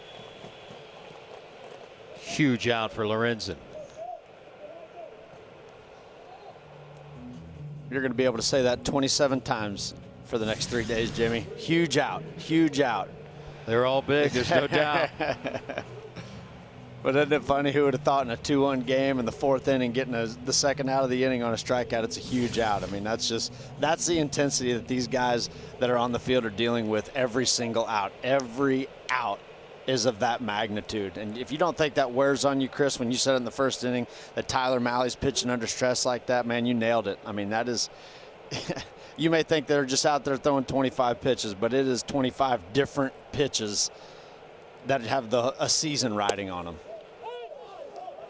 And the biggest thing, you don't want to let your teammates down. No doubt. And you're the guy with the baseball. And yeah, you can be the hero if you get everybody out, but you can also be the guy where you feel like you let everybody's effort down. Yeah. If you don't get the job done. And if he was hanging his head, it was because it was that. He felt like he didn't go out there and give him the 5 or 6 innings that he wanted to give. Suarez underneath of this one. And Lorenzen strands 2 in the 4th. 2-1 Reds. Brothers David and Mike going head to head. Mike Bell, the bench coach for the Twins. Skipper for the Reds, David. And the two spent some time together as the Reds arrived in Minneapolis after the game on Wednesday night. Had an off day yesterday. Two are very close, and both of them met the media today talking about a lot of things. Growing up with the name Bell, from Gus Bell to Buddy Bell to David Bell to Mike Bell. Taco. Indeed. And even Tracy Bell came up. She is the youngest sister of the two and the biggest Reds fan on the planet. She's just a joy. No doubt about that. And they said, oh, some of the family has mixed emotions about the game, you know, with the rooting interest. Here is Freddie Galvis, and Galvis will touch them all. Leadoff home run in the 5th. 2-run Reds lead.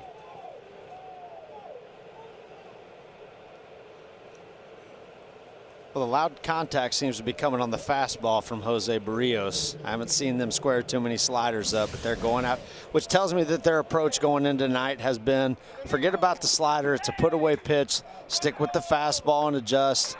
They've jumped on some fastballs. Gino hit the ball hard. That ball's hit pretty hard. Goodness. Well, Tracy, as I was talking about you, that one was for you, biggest Reds fan. And they basically said they're not going to be able to convert her. I mean, this was coming from Mike Bell, Twins bench coach. Like, no chance of converting her. I know where Tracy's allegiances lie.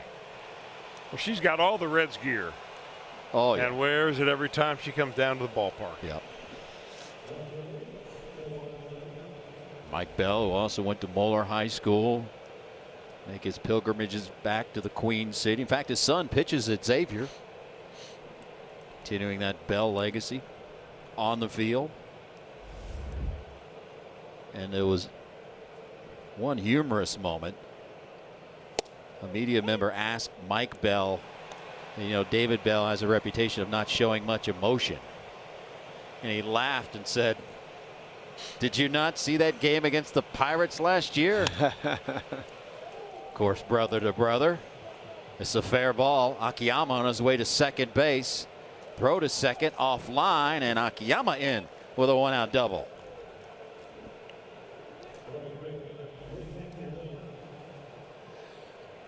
Now that might get some stirring around in the Reds bullpen, or in the Twins bullpen a little bit. I don't think they're used to seeing Barrios knocked around a little bit like the Reds have the last couple of innings. A walk and a home run by Moustakas.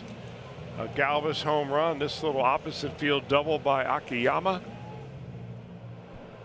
That is classic Akiyama right there.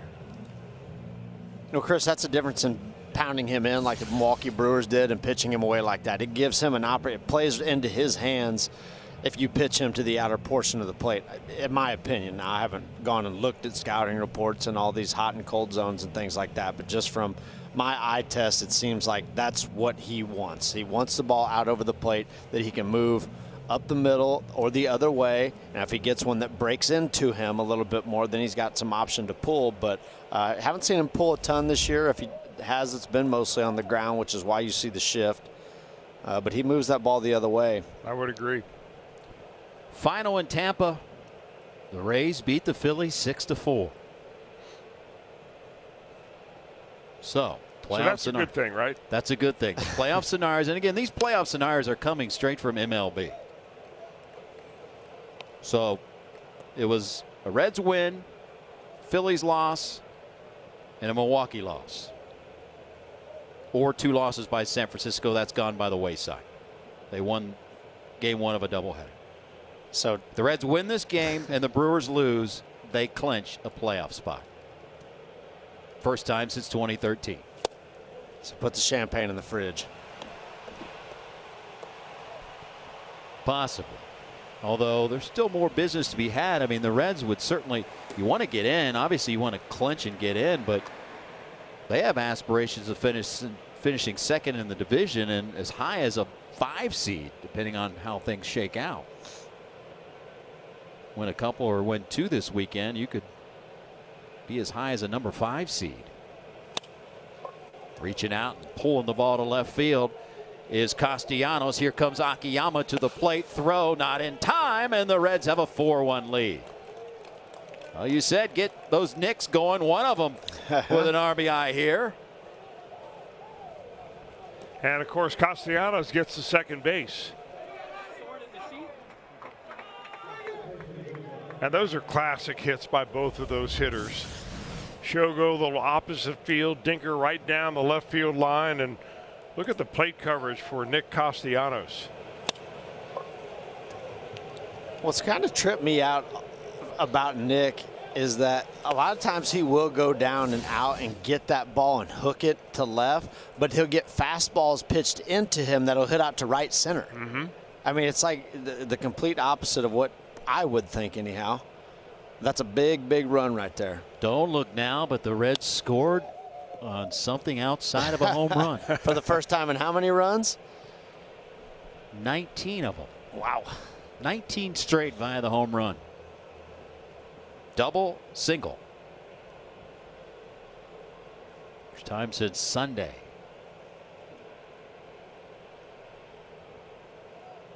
Still only 1 out in the inning.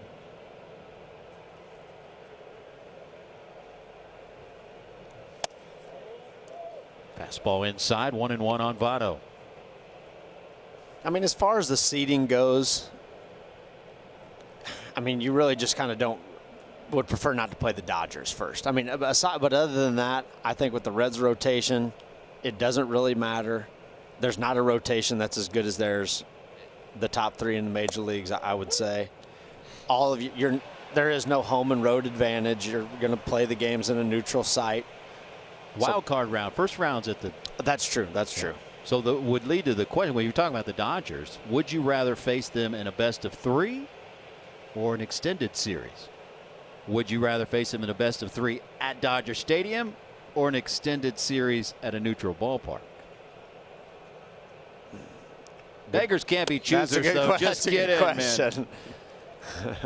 Yeah, because you're running those 3 starters out, presumably, against the Dodgers, but it would be at Dodger Stadium. Yeah, but even as the 5 seed, they're still playing at somebody else's house. So for their specific, purposes, they're going to be going to somebody else's house. So they're going to be. This is the start of a really, hopefully, long road trip for the Cincinnati Reds. You hope they're on the road for a few weeks. They packed through the month of October. Down goes Votto. Well, it doesn't necessarily mean success, but I like those teams that finish strong and are hot going into the playoffs. Oh, yeah. Rather than a team that clinches it a month out and then they have to figure out how to turn the switch back on. And the Reds have won 9 of 11. They're leading in this ball game. These are games that are every one of those 11 games that they played were meaningful ball games, knowing that they basically have their back against the wall. And this team's coming together a little bit. Got to like the way they look. Oh, man. Look at the Nationals last year. Exactly. They got off to a really slow start, fought their way back, earned a wild card berth. Should have lost the wild card game. Almost lost probably should have lost the wild card game, and here they are, World Series champions, 2019. What I hadn't thought of is, I mean, it's kind of everybody's fresh. You know, all these guys are fresh. This is the 58th game of the season or whatever the case. These playoffs, everybody's going to be in midseason form. These may be some of the best playoffs that we've ever seen because the health factor is going to be there. Guys are rounding into what would be the June month for their number of at-bats, number of innings pitched. Everybody's going to have the feel for their breaking stuff. Down goes Suarez. But a big inning for the Reds. Galvis and Castellanos deliver.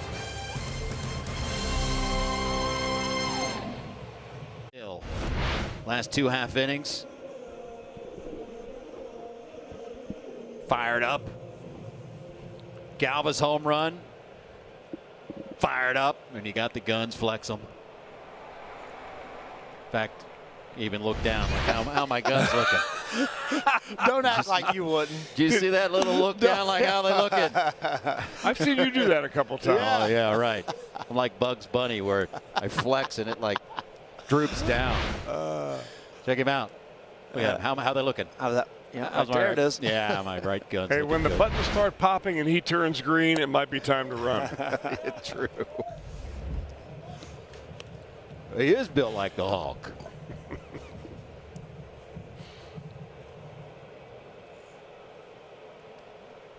Twins run came off the bat of Adrianza. It was an RBI double in the third of Tyler Mahle. For just picking us up. Mahle started tonight. Got the quick hook. Didn't pitch all that poorly. 2 1/3. Gave up 1 earned run. Struck out 4. You know, he got through the nervous part of the game. He did. Yeah. And I'm not saying it was easy for Lorenzen to come in. You know, Sam, we were talking about how similar Mahle and Lorenzen are stuff-wise, and their approach. Right-handers throw hard, you know. And sometimes it's difficult for that second guy to come in there and look like the previous pitcher. No doubt. The hitters really don't have to change their approach. They're locked into 96 miles an hour. The changeup velocities are similar. The breaking balls are similar. I like the contrast of guys, but again, at the same time, Tyler wasn't throwing the ball that bad. So if you bring the same guy in with a little bit different energy, he continues to, you know, follow the script that Tyler was using, and he's done well here. But isn't it interesting, you know? Oh, Tyler, you know, he threw okay. It's 2 1/3, 1 run. If Michael Lorenzen came in, you know, as a relief pitcher and throws 2 1/3 with 1 run, you feel like it's a pretty good day. Just the difference that it's measured. So as long as the group of pitchers they put out there gives up 1 less run than the other team, they did a good job. 1-0 to Nelson Cruz.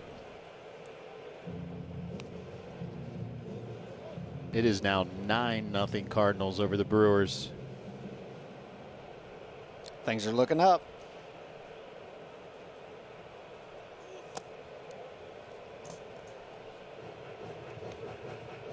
We got a socially distanced watch party going around down somewhere. Fountain Square popping. Don't know, but how about those fans outside of Great American Ballpark? That was cool. That's homestand. That was cool. Oh, Crosley Terrace.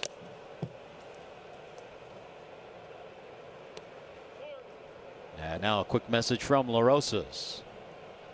Every game this year, 11 strikeouts means a $1,000 donation to the Reds Community Fund. 6 of them so far. Mahle struck out 4. Lorenzen has fanned 2. Lorenzen has fanned 3. Well, that changeup's just getting better and better. And that's the one pitch that Nelson Cruz had not seen yet from Tyler Mahle. We talked about it the last time. He ended up getting him right off the corner with the fastball. That pitch started right where that pitch from Tyler Mahle struck him out on in his second at bat. And then the bottom just falls out of that, man. That's a great pitch. If he can get that going to the right-handers as well as the left-handers, man, that's going to be a crucial pitch. 2 out batters, Eddie Rosario.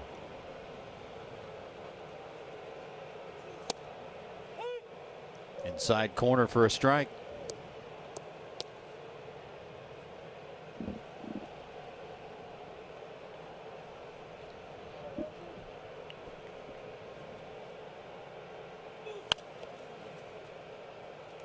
So if this one holds up, I want to see what type of Sam liqueur we have on the post-game show tonight.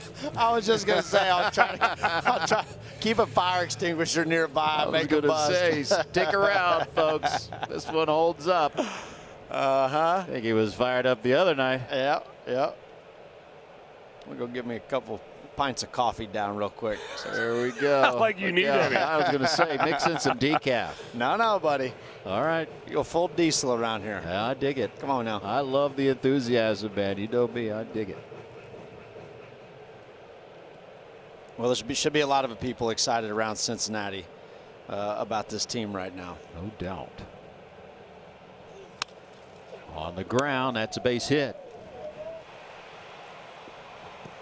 So used to the ball hit up the middle nowadays and someone being right there defensively. Yeah. Not this time. Am I seeing things, or did Rosario basically swing through every pitch that's in the strike zone, and then when he gets his base hits are on pitches that are either in the dirt or up over his head? Yeah, that's about right. I thought he may have just thrown the bat at it that time. You called it right away, though, man. You said he's a notorious bad ball hitter. He's living up to that.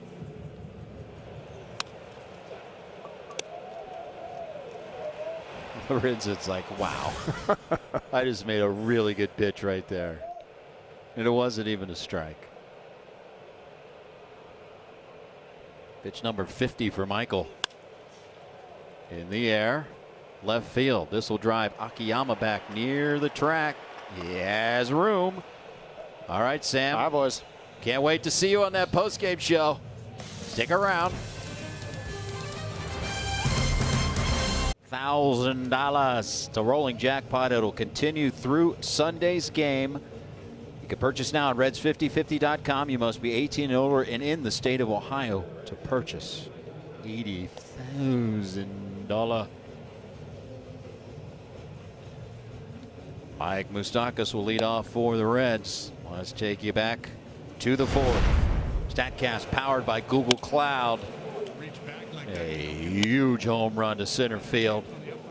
410 feet.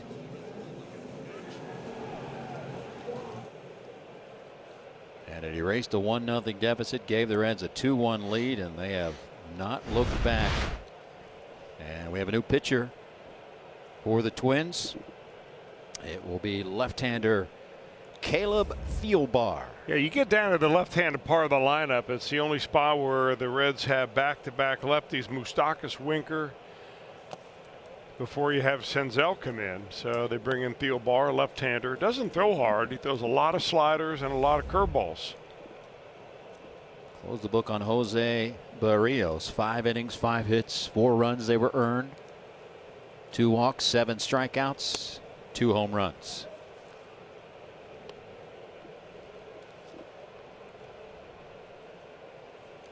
Stock is now with a 6-game hitting streak.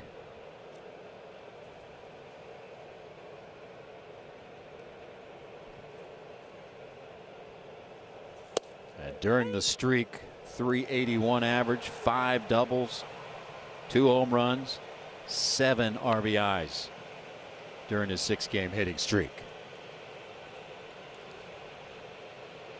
Another guy coming around at the right time.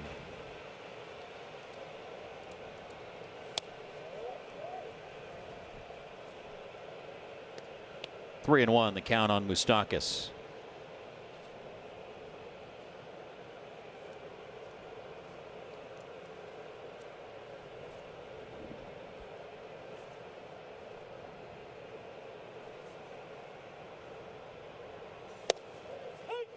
Three and 2. That Cardinals Brewers game, it's still 9-0 Cardinals. Not only have the Brewers not scored a run, they don't have a hit through 5. Ponce de Leon on the hill for the Cardinals.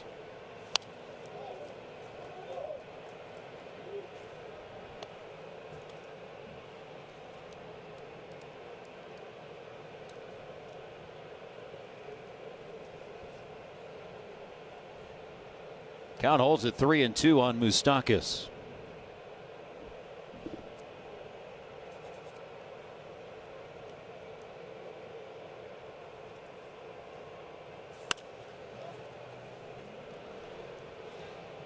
This will be the right fielder Kepler.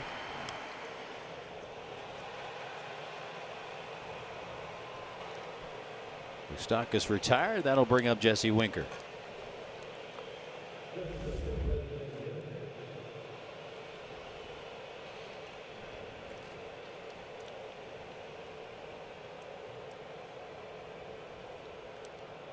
Winker a walk and a strikeout in this one. Yeah, he was not too happy about that last at bat, and he had nobody to blame but himself. I think he was unhappy that he struck out on a fastball that looked like it was in a hittable spot, went down for strike 3.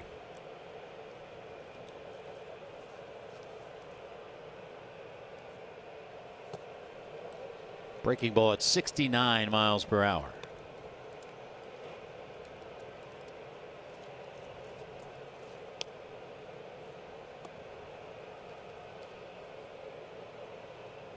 Per usual, shifted around to Winker's pull side. Check swing and a strike called. You know, if you have good enough breaking stuff, and Thielbar evidently does, you can make your fastball at 89 and 90 look like it's about 98.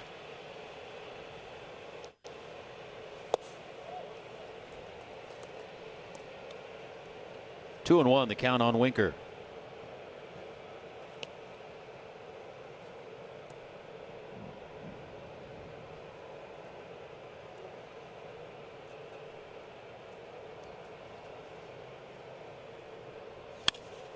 Line drive right at Kepler, who had a little trouble with the turf, but he gloves it for round number 2. Our T-Mobile ticket to the game. 7 teams for the final 4 seeds in the National League. There's a game above 500, pending the outcome of this one. Marlins just ahead of them. They are in the 10th inning. The Marlins leading 4-3 against the Yankees tonight. And with a win for the Marlins, they will clinch a playoff spot. And I'm not sure, even though we have expanded playoffs here in 2020, I'm not sure the experts had that one. Especially with their COVID shutdown and all the games that they missed early on. And it was basically a team where they were just collecting bodies, just trying to fill their roster. It's really been amazing what they've done with that and just young players. And Don Mattingly, manager of the year, just for getting him there. Gotta be high in the sentence.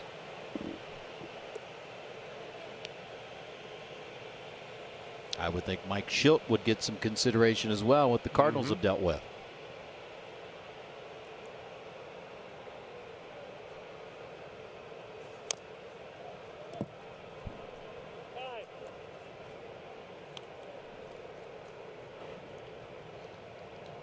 Brady Galvis waiting in the wings, and the Reds hope they get there. Thielbar ahead of Senzel here. No balls and 2 strikes.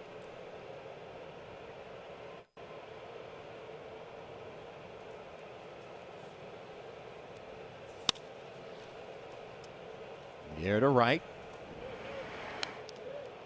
All 3 outs recorded by Kepler. Ohio brought to you by Kroger. It's easy to place your order online and pick up at the store. Try it today at Kroger.com. And by Ford. Visit buyfordnow.com.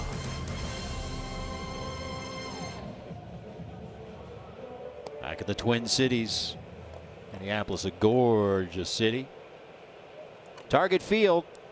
And they got some old school going on with that they placed in dead center field. The old time logos of the Twins. Michael Lorenzen, a first pitch fastball and a called strike to Miguel Sano.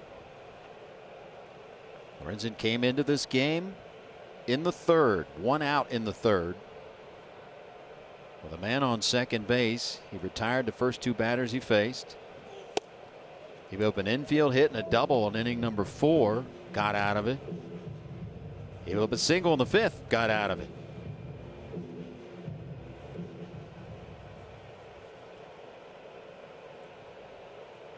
Providing a much needed pick-me-up, if you want to call it that. As we said, Malley did not pitch all that poorly, but got through the first part of this game giving up only 1 run. Well, you're at the point now, though, where a solo home run doesn't do much damage to you. But walks do, because they kind of set the stage for a little bit of a rally.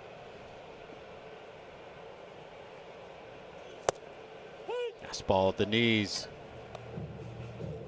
2-2.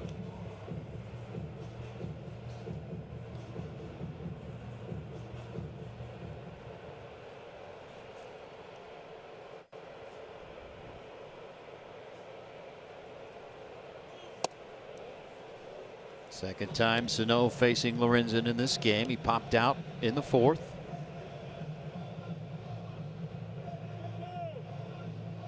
Full count.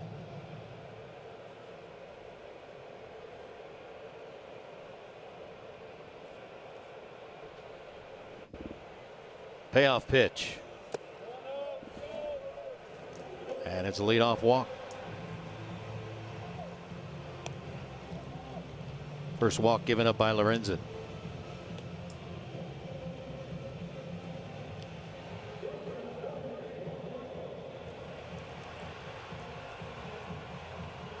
And now he'll go to work on Jorge Polanco.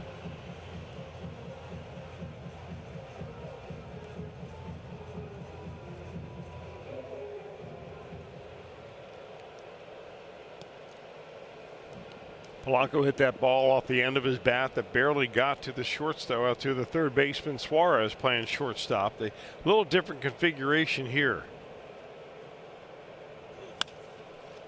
On the ground, off the glove of Votto, recovers, dives to the bag, and gets the out. That's the important thing.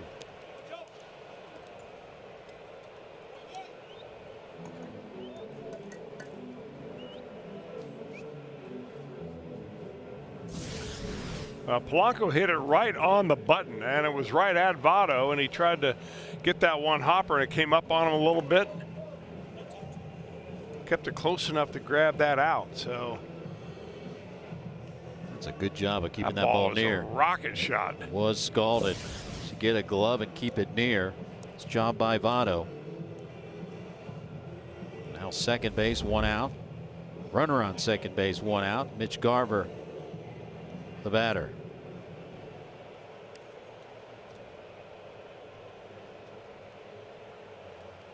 Lorenzen at the 57 pitch mark, which should be no problem. Normally, guy coming out of the pen, you might think, what? Well, he threw 93 pitches last time out. Again, he made back-to-back starts in the rotation.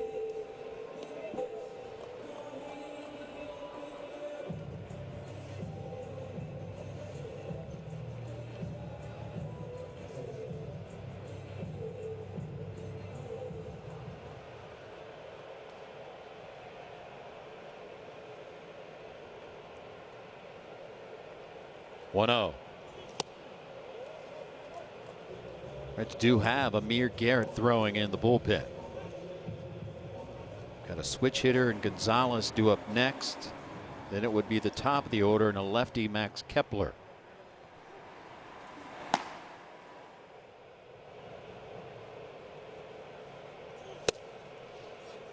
No problem with the velocity. 96 on the heater.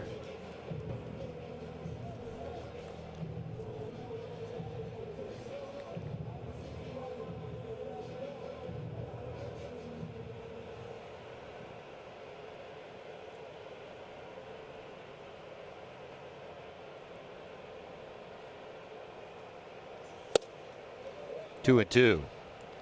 Climb the ladder with the fastball. Boy, he's so effortless when he throws that pitch. It just doesn't look like he puts much into it, especially when he pitches out of the stretch.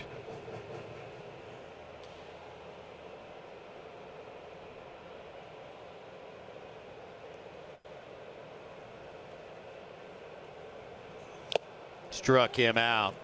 Foul tip into the mid of Barnhart. 2 outs. Sometimes when Michael Lorenzen throws that little breaking pitch, I'm unsure whether it's a cut fastball or a slider, or he just takes a little bit off that slider. But after throwing a fastball by Garver, he goes up and away and gets a strikeout on that pitch. Now Barnhart with a quick trip to the mound. And a little stall tactic as David Bell will now make his way to the mound, presumably to make a pitching change.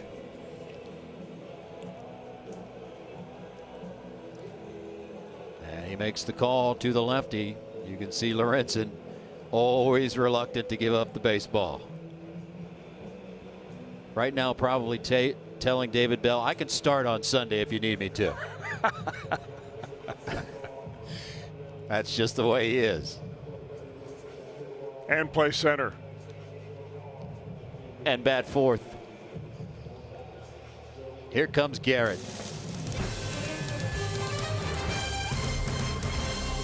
Is presented by authority of the Cincinnati Reds. It may not be reproduced or retransmitted in any form, and the accounts and descriptions of this game may not be disseminated without the express written consent of the Cincinnati Reds.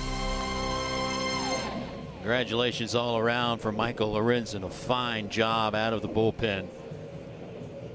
As again, another player at the right time, playing well, pitching well in this case.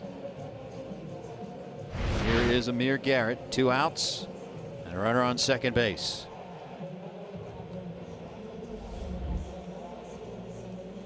'20th game, 2.55 ERA, 24 strikeouts, to go with 7 walks. And the 9-batter Marwin Gonzalez, a switch hitter. They'll turn him around. He will bat from the right-hand side. Not much difference in Gonzalez, righty or lefty.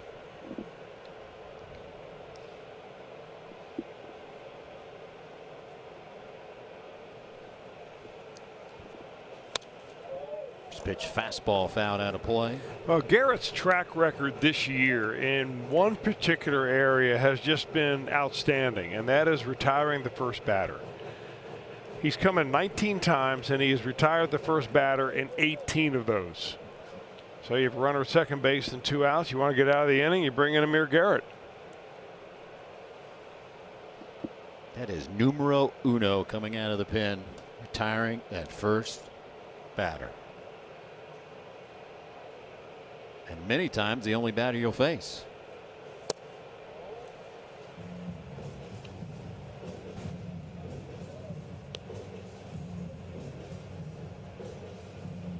Twins so far 1 for 9 with runners in scoring position. 6 strikeouts. 1-1 the count on Marwin Gonzalez.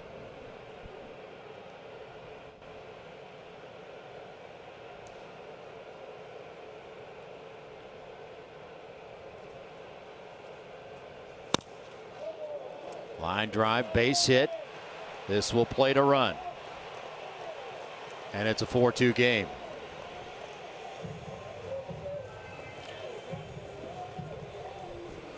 That's one of the few times all year long I've seen a hitter actually get a base hit off of his slider. Maybe he got it up a little bit. Not really. Down and got it.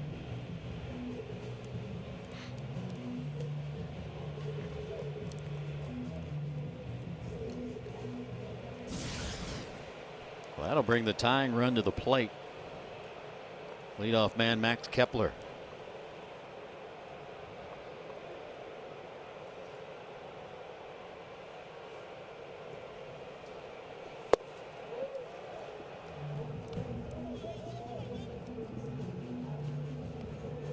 Walked in the first, singled and scored in the third.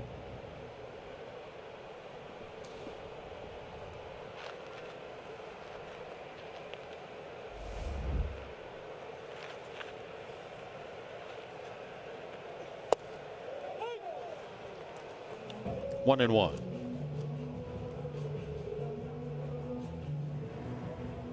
Lucas Sims up and throwing for the Reds.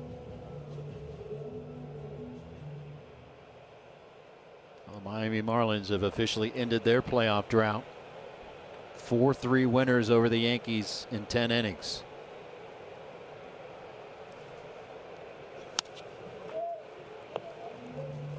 One and two. Well, the Yankees have fallen on some hard times as of late. They had a rough time with the Toronto Blue Jays. And they opened the door there for the Marlins. First postseason appearance for the Marlins since 2003. It was the longest drought in the National League. Drought which is now over.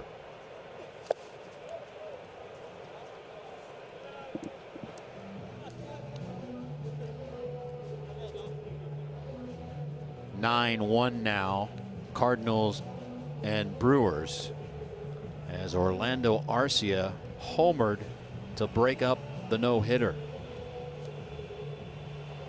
Even though it's a 7-inning game, it wouldn't have been an official no-hitter, but first hit nonetheless.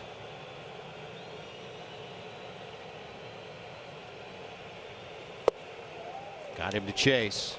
The Twins get a run. 4-2 Reds going to the 7th. Game summary. Mike Moustakas in the 4th. Votto had walked ahead of him. It was 1-0 Twins until that swing of the bat. 2-1 Red. Galvis solo shot in the 5th. Castellanos would follow it. 3 batters later, after Akiyama had doubled, singles him in. Twins come back and get a run in the 6th.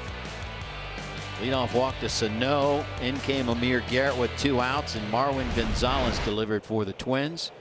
And that's where we stand, 4-2 entering the 7th. Galvis steps in 2 for 2. Also singled to go with that solo home run. Caleb Thielbar still on the hill for the Twins. Be a good time for the Reds to maybe dial up another couple insurance runs right here. You just never really feel all that good in this ballpark where the Twins have been so good all year long with a 2-run lead.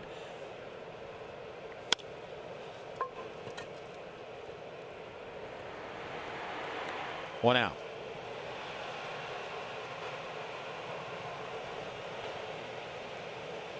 We talked about the Twins scoreboard watching. Cubs now up 8-0 over the White Sox, bottom of the 7th, but they were looking up all night and seeing the Indians trailing the Pirates. Well, the Indians do it again. They score 3 in the bottom of the 9th, their 3rd walk-off win in 4 nights.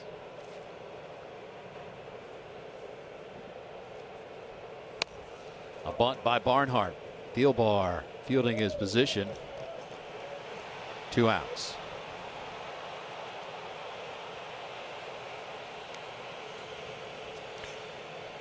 I don't think that's a bad idea for Tucker Barnhart, actually. You know, left-handers will bounce off towards third base anyway a lot easier. But he had the idea, you could see him bunt, but he actually kind of jabbed at it a little bit. He was trying to push that ball hard down the third base line. Get it past the pitcher. Once he does that, he probably gets a double. Top of the order now, Shogo Akiyama. First pitch fastball in for a strike.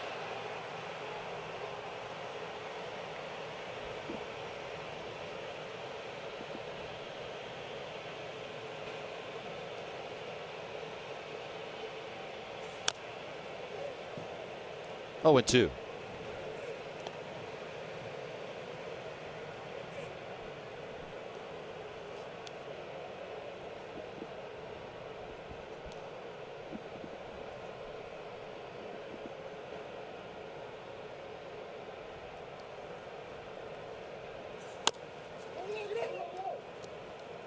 Stretch time in Minnesota.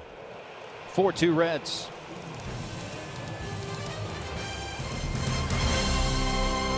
Visit a participating Kroger location and receive a free Sonny Gray bobblehead presented by John Morrell and a Joey Votto replica jersey presented by Fox Sports Ohio. For locations and hours, visit reds.com/Kroger. 4 runs, 5 hits, no errors for the Reds. 2-7-0 for the Twins. New pitcher for the Reds, 4th of the night, right-hander Lucas Sims. Well, the pitching has been pretty good. It was Tyler Mahle, 2 1/3 of 1-run baseball. Lorenzen got tagged with that run that he left on base, so he went 3 1/3, and Garrett picked up 1/3 of an inning, and now Lucas Sims with a nice clean inning.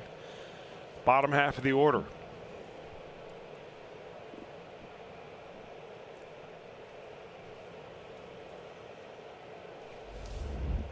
First pitch to Adrianza. I'll make that the second hitter in your lineup. That explains that. It'll be 2, 3, and 4.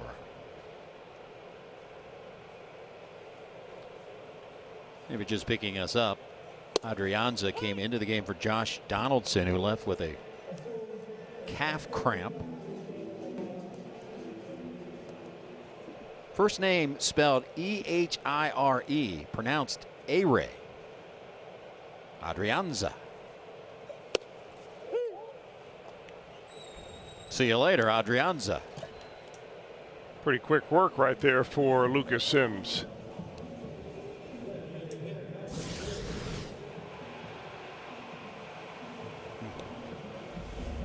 Backdoor breaking ball. Hello. And that'll bring up Nelson Cruz. Walked his first time up, but has since struck out twice, one looking, one swinging.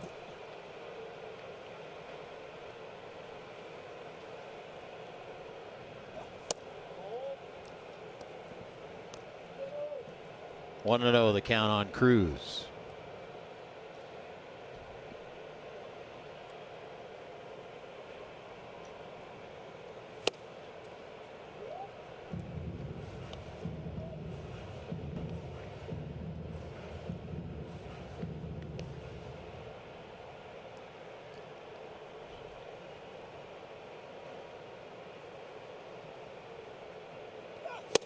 Fastball threw it right by him. You know, the similarities between the pitching delivery of Lucas Sims and Trevor Bauer are really startling. I mean, he's like the generic Bauer right now. Very quick arm, great backspin on his fastball, super spin on his breaking pitch. Down goes Cruz. Back-to-back punch-outs for Sims. He just needs to work on a stare down a little bit. A generic Bauer, interesting way to put it. I like it. I like that too. That is 11 strikeouts for Reds pitching. And once again, another $1,000 from La Rosa's to the Reds Community Fund for 11 strikeouts every game this 2020 season.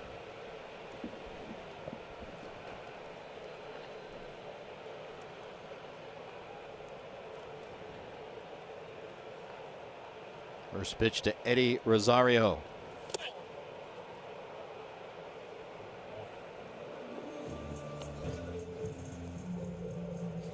I'd say that's moving the hitter's feet. I would say, how did he not get hit by that? Both of those toes were squealing.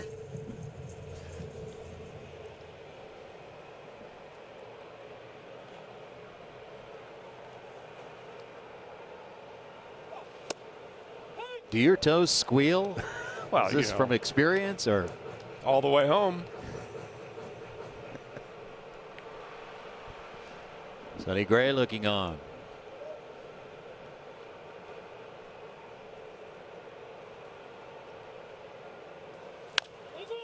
On the ground.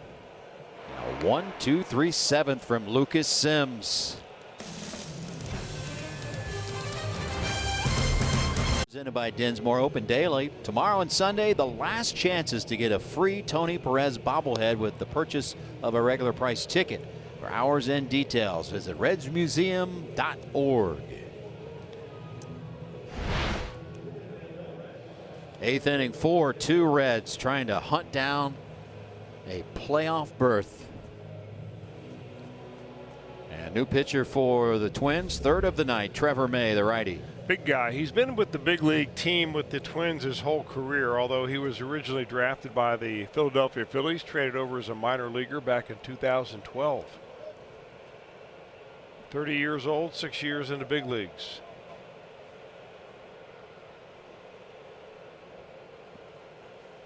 He'll get 2, 3, and 4 in the Reds lineup here in the 8th. Castellanos, Votto, Suarez. Listed at 6'5", 240.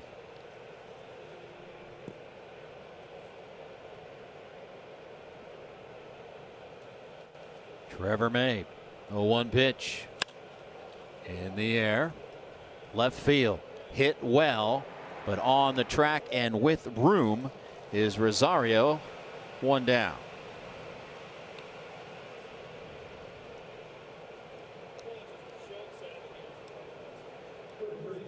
And here comes Votto.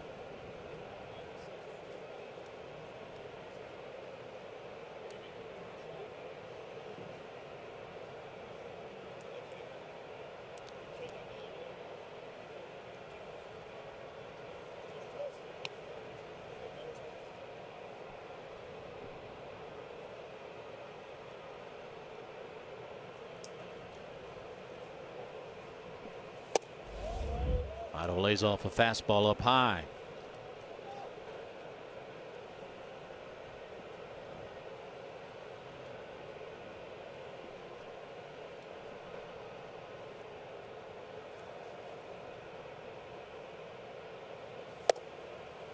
Fooled him.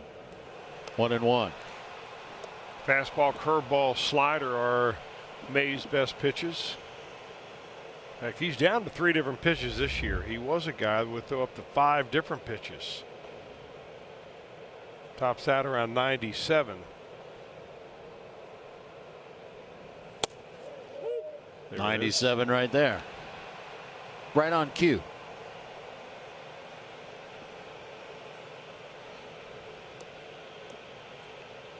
One and two the count on Votto.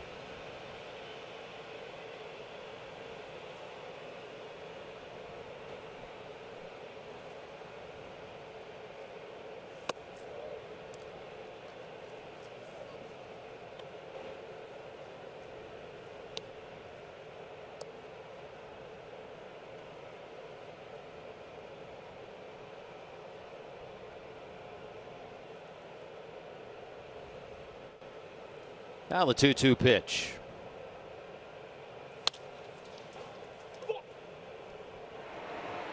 Two outs.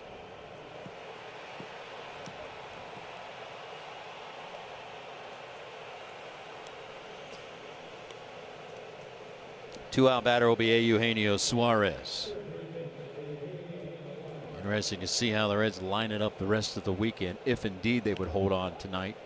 Luis Castillo will go to the Hill tomorrow night. They've listed Sunday as TBD. And we'll see what scenarios are involved on Sunday. If the Reds do get into the playoffs, it could be a very good situation in that you could throw the guy that they just showed, Sonny Gray.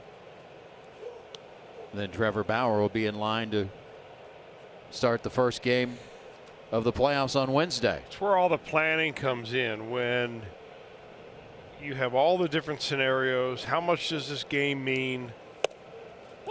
You know, who are you going to keep for your matchup? Who is the matchup going to be against?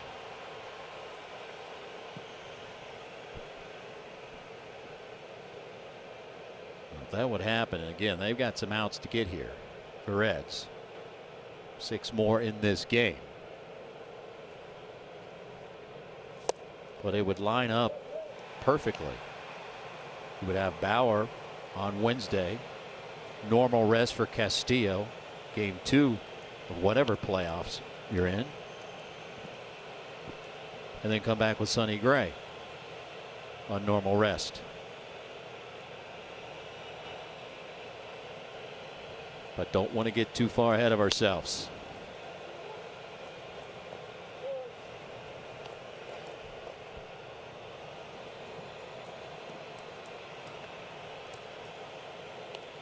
Count holds at 1-2 on Suarez.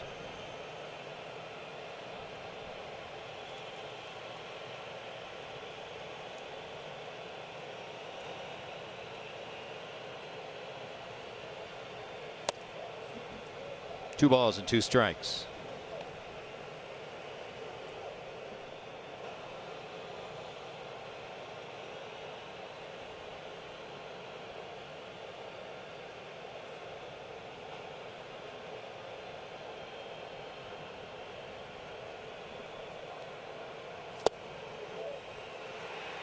Bottom of the 8th, here we come. 4-2 Reds. For the Reds to this point, It was the Tampa Rays scoring 2 in the 8th. 6-4 win over the Phillies. The Reds needed that. Cardinals 9-1 winners over the Brewers in game 2 of a doubleheader. The Reds needed that. So here's how it unfolds. Reds win. They're in the postseason. Carry a 4-2 lead here into the 8th. All right, now you explained it to us, Jim, and our viewing audience. Do you think that everybody in that dugout knows the scenario right now? I was just going to ask you that question. Because if they do hold on and win, what type of celebration will we see?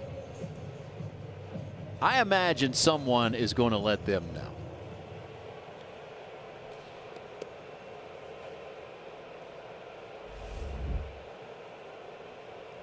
Lucas Sims on the hill. Look out. Oh, no. Oh, no. And Lucas Sims can't believe it. Byron Buxton.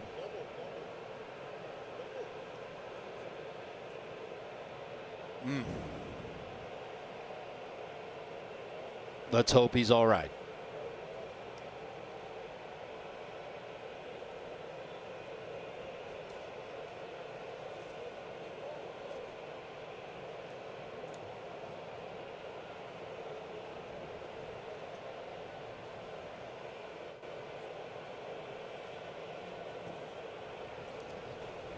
And he is to his feet. A scary, scary scene in Minnesota. And they'll put him through all the tests just to have him on his feet. A good sign initially.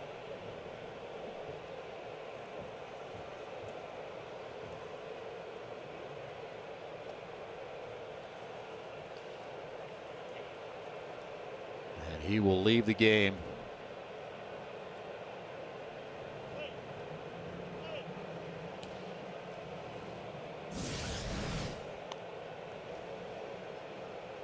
Thank goodness for that helmet.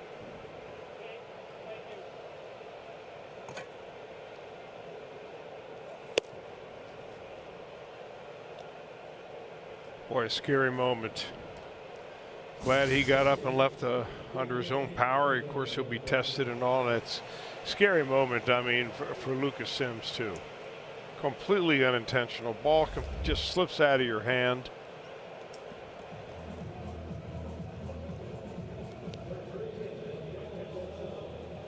Jake Cave will come into pinch run for Buxton. And here comes David Bell to the mound.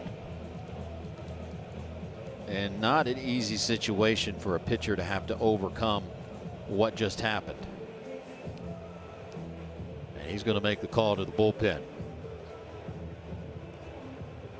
Raisel Iglesias warming up for the Reds. He had not been throwing very long. But he will enter this game. The tying run will come to the plate.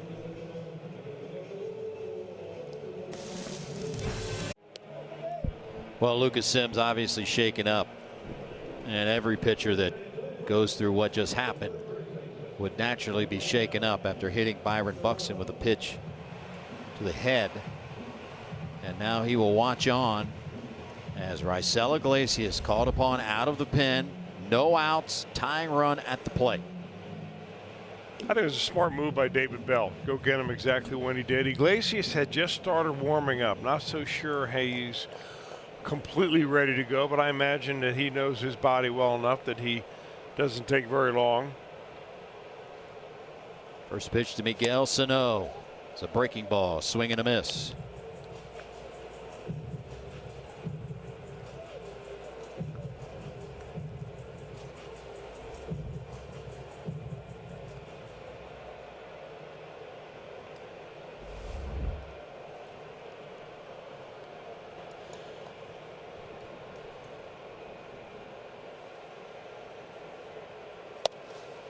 One and one.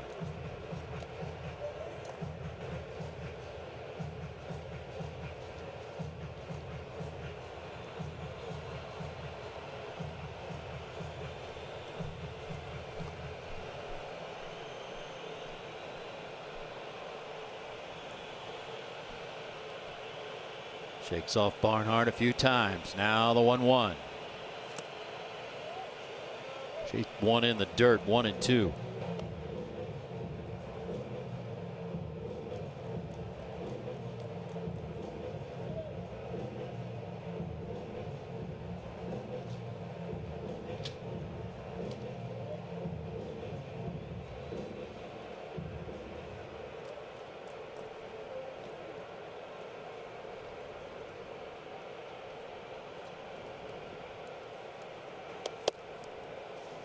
Two and two.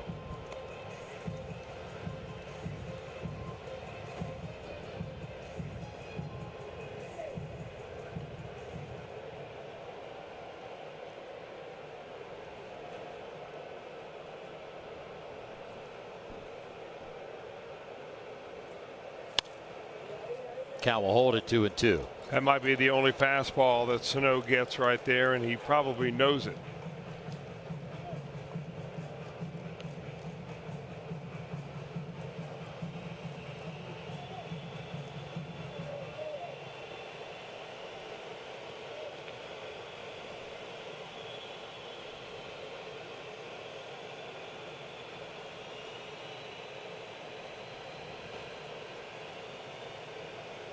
Struck him out.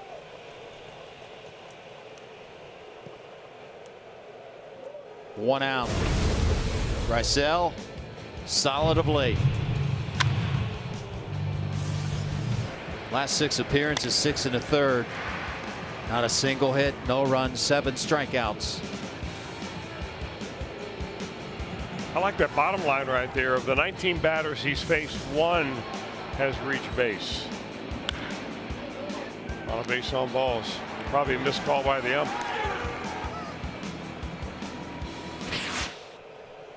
Took to the 8th inning for the pitchers union to chime in. First pitch down low to Polanco.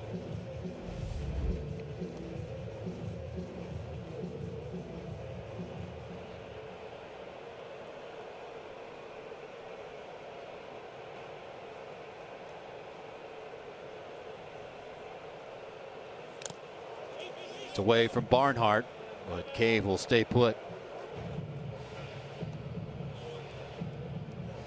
2-0.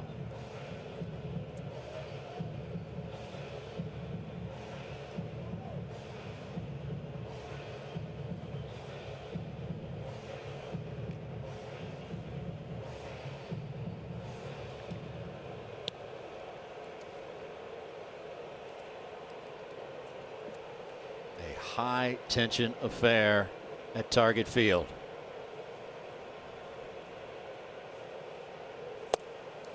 Beautiful pitch. 2-1.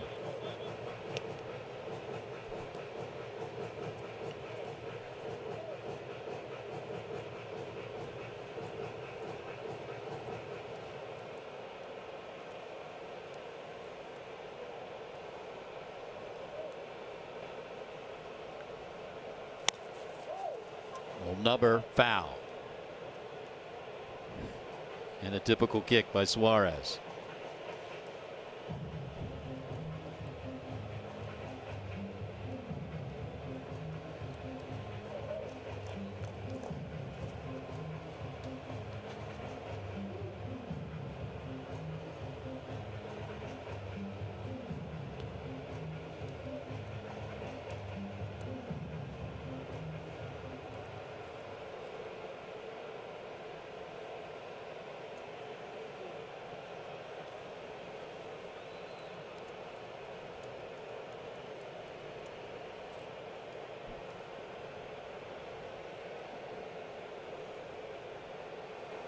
Iglesias has what he wants. In the air, shallow left field, and that will fall, and it gets past Akiyama. And runners will be at second and third. That was a serious miscommunication out there, I think, between Akiyama and Suarez. It looked like Shogo was right in position to make the catch, but he peeled off when he thought maybe Suarez had called for it. That is a huge play. Hard to tell at first look. We'll take another one.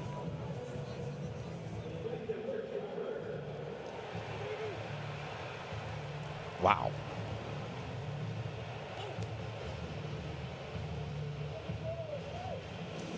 Miscommunication at a bad time.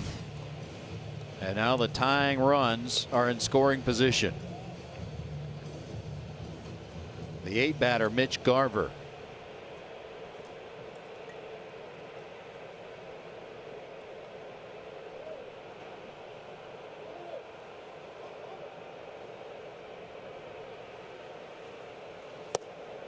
Strike call.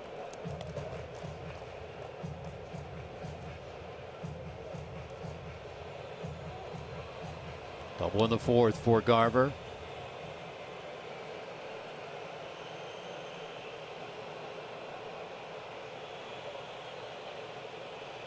First matchup between these two. 1-1.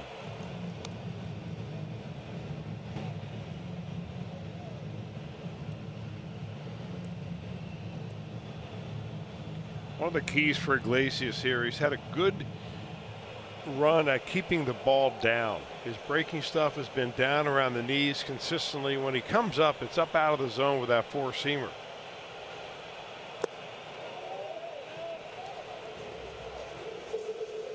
Two and one.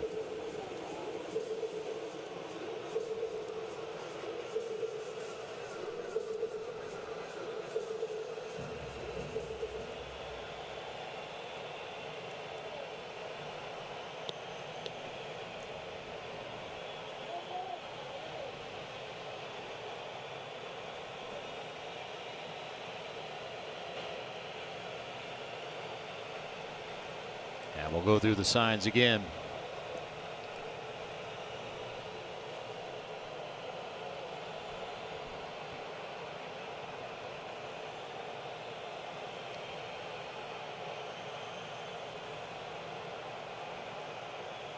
Two one pitch. 3-1.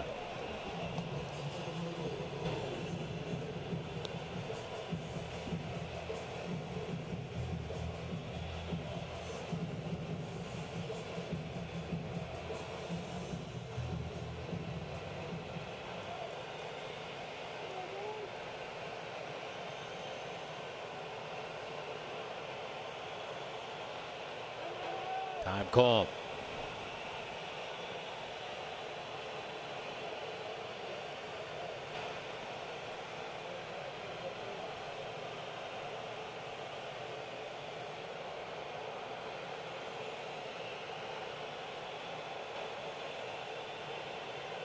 Iglesias needs a strike and gets it. Full count.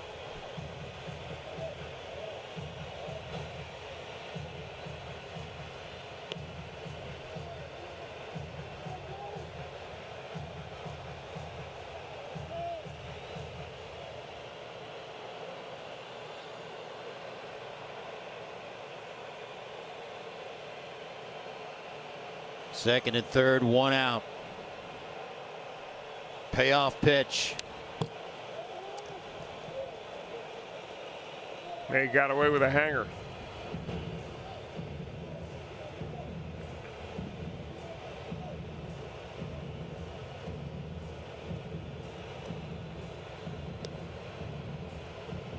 Boy, you just feel the tension in the air. A lot on the line for both clubs. Quite the situation here in the 8th.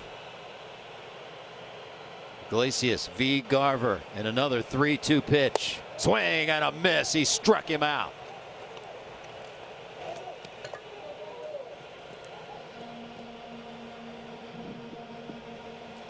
Breaking ball, breaking ball, breaking ball, 96. Right down the middle. Hit it if you can.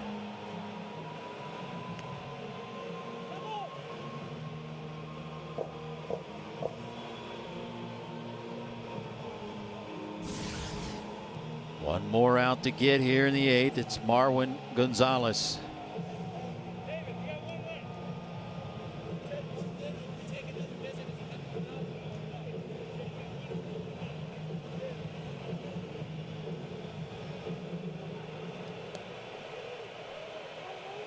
Last time up for Gonzalez It was an RBI single back in the 6th.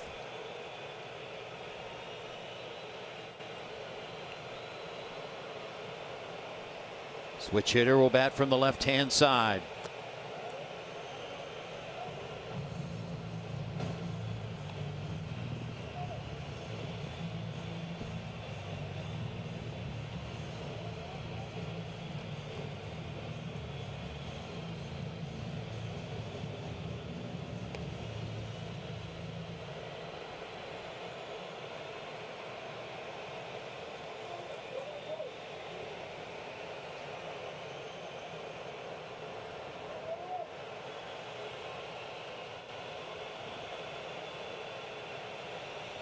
One-0 from Iglesias.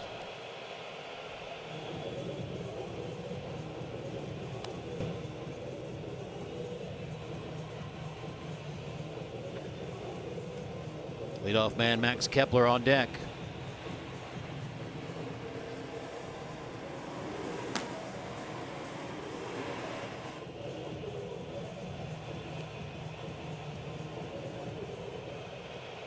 Pace of this one has slowed down dramatically as every pitch so meaningful. Now the 2-0. Movement on that bad boy. 2-1. Boy, Iglesias has shown us his whole toolbox here tonight. I mean, different types of breaking pitches. Ones that break sideways, other ones that break straight down. 96 four-seamer.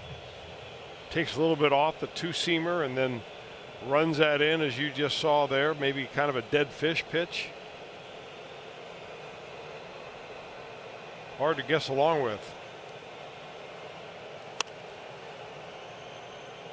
2-2.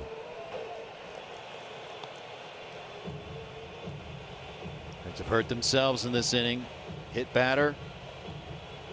And a ball that probably should have been caught in left. Can Iglesias work around the trouble? Everyone up on the railing.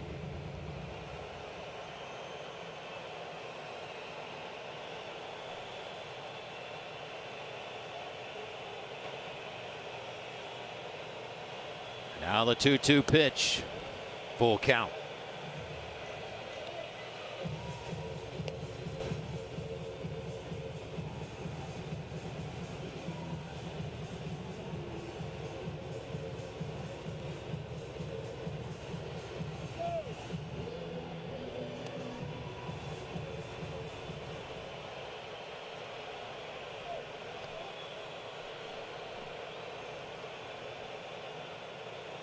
Long look in by Iglesias. 3 balls, 2 strikes. Second and third, 2 outs. In the air, center field. Senzel there, and Iglesias gets out of trouble in the 8th. Reds will carry a 4-2 lead to the 9th. Brought to you by Menards. Save big money at Menards on all your home improvement needs. And by your local Toyota dealer. Visit buyatoyota.com. Toyota, let's go places. Time congrats for Iglesias in that dugout. Reds Live pregame. Get you set each and every game here on Fox Sports Ohio. It's presented by Ray St. Clair Roofing. Castillo will get the ball tomorrow. Same time, 7:30 Cincinnati time for Reds pregame. The game to follow. Here we go to the 9th. Edouard Colina in for the Twins.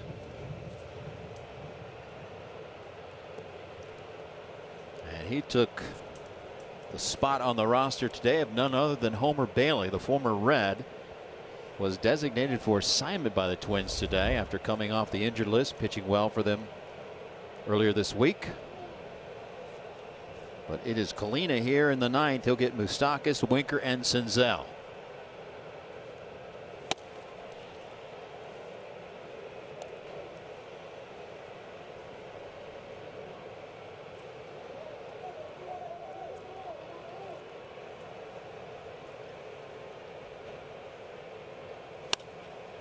Moustakas in the air, right field.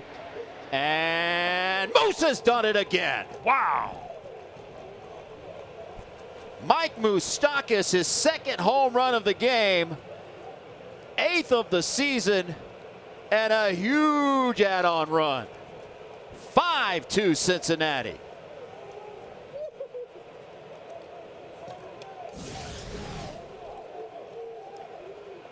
Well, he got all over this curveball that Colina hangs right in there, and he is taking care of business.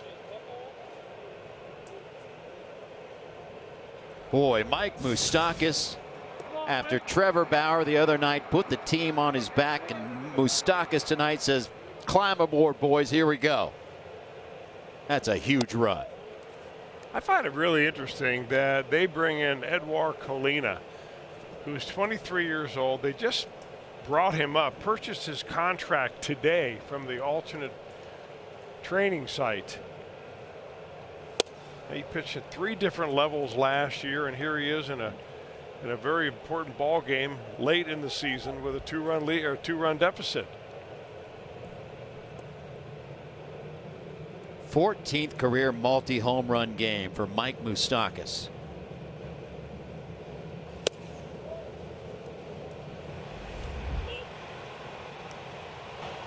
We talked about it earlier, exactly why the Reds went out and signed this guy. Been there, done that. Veteran presence in the clubhouse, and obviously success on the field throughout his career. He has played in big games. 21st career home run versus the Twins, most versus any team. The former Kansas City Royal was in the same division as the Twins. You want your leader to be one of your better players, and he is that, and he is hot right now.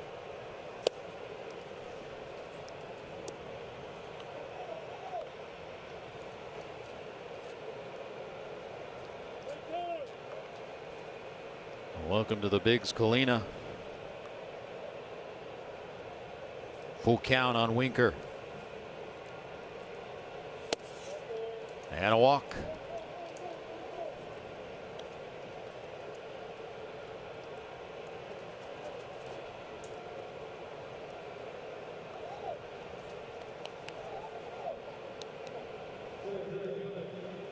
And that'll bring up Nick Senzel.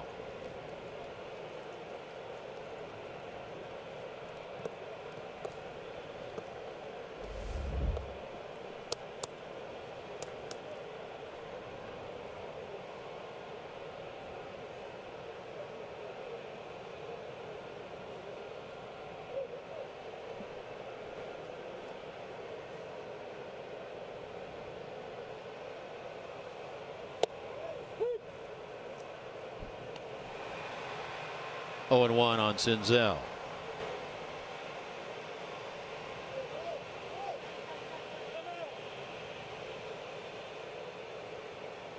Time called. Looks like we're going to have a pinch runner at first base. As they have taken down Winker. And I'm assuming it's Garcia just by, there he is, Jose Garcia. And we can't always see tight shots like this off the monitors, but Jose Garcia end a run for Winker. And certainly not satisfied in the inning. Would love to get more. It's like a little bit of an adjustment for Senzel. He's a little bit more crouched at the plate than we've seen. I think he's trying to find himself right now. He hasn't had a lot of playing time. He's got a little rust. He's trying to go through something there where he can maybe see the baseball well. That's all the hitters really want to do. They just want to see the ball.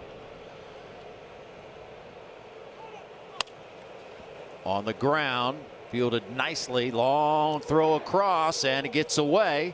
On his way to third base is Garcia, and the Reds still in business here in the 9th.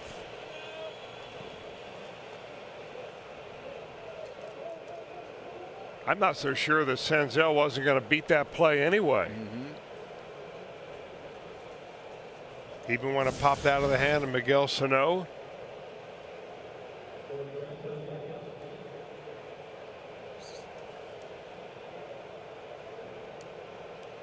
I think he's safe anyway, and it was a good time to put a pinch runner in for Jesse Winker because Garcia ends up at third.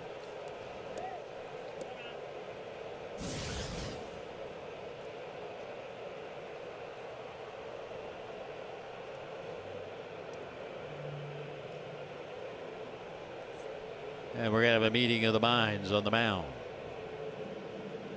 I can't tell behind that mask whether that's Rocco Baldelli or Wes Johnson. I believe it's Wes Johnson, the pitching coach. Really an amazing story. He was the only pitching coach, well, the first pitching coach anyway, that has gone right from college to the major leagues.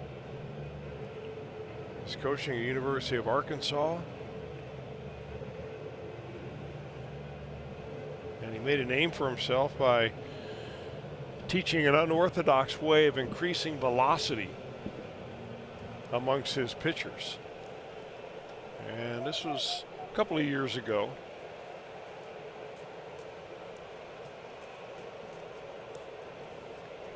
But they're going to leave the pitcher in, and it's a good opportunity now for the Reds to pick up at least one, if not more. First and third, still nobody out.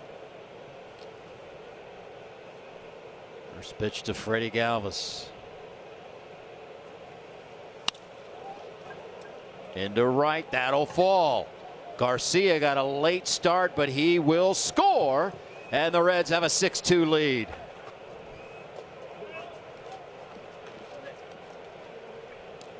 How about Freddie Galvis? Second RBI of the game.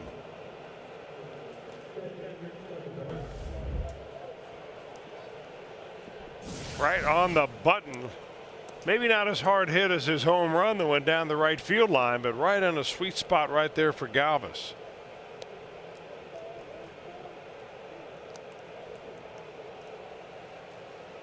Garcia went back to perhaps tag up. Wasn't sure if that ball was going to be caught or not, but certainly enough speed to score, and a 4-run lead for the Reds. Still nobody out. Inning starter with a Moustakas home run, walk to Winker, infield single Senzel, RBI single Galvis, and now Barnhart.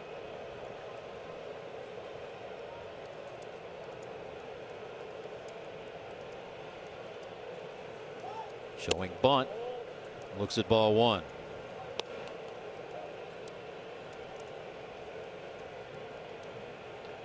First 3-hit game of the year for Freddie Galvis.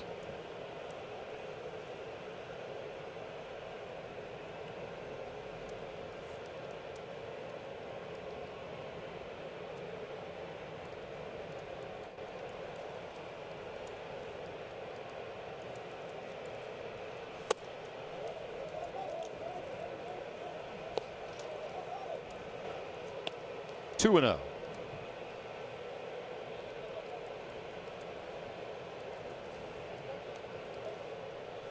Now with the lead going to 4, the Reds have Wade Miley up and throwing.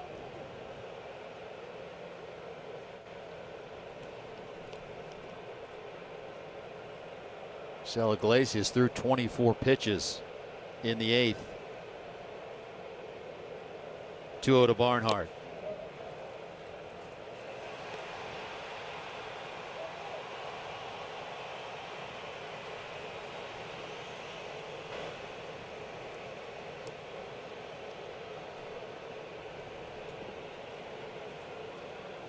There is Miley, which would be his second straight appearance out of the pen if he enters this game.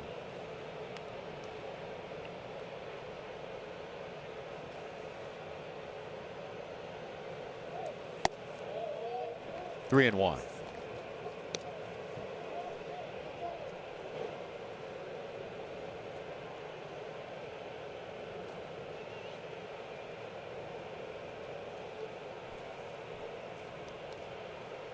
Looking ahead to the 9th for the Twins, it's the top of the order. Kepler, Adrianza, Cruz due up. 3-1 Barnhart, and a walk. And a big time struggle for Kalina here in the 9th.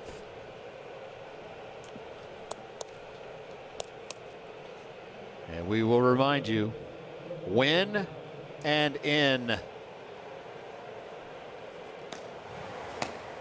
Reds 3 outs away from doing that.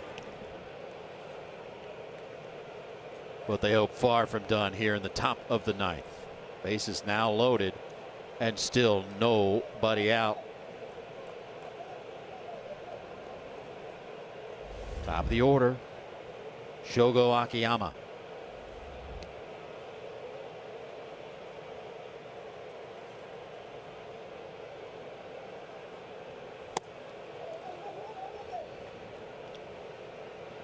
I'm just kind of stunned that they're leaving this young man out here in this kind of a situation. I honestly can't believe it. Now, we don't know their situation with their bullpen.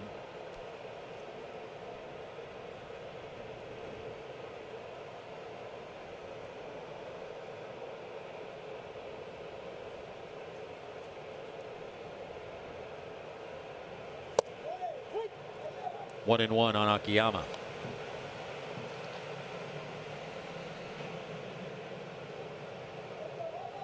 Twins came into tonight's play a game clear of the White Sox, who have lost to the Cubs tonight 10-0.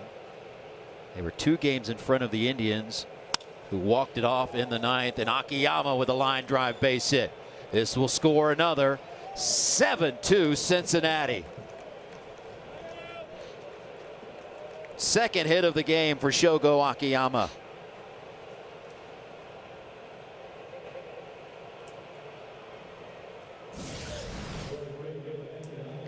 Well, a ringing single right up the middle. That little breaking ball that Colleen has been throwing up there has not fooled many of the Reds hitters. That was the ball that Moustakas took deep.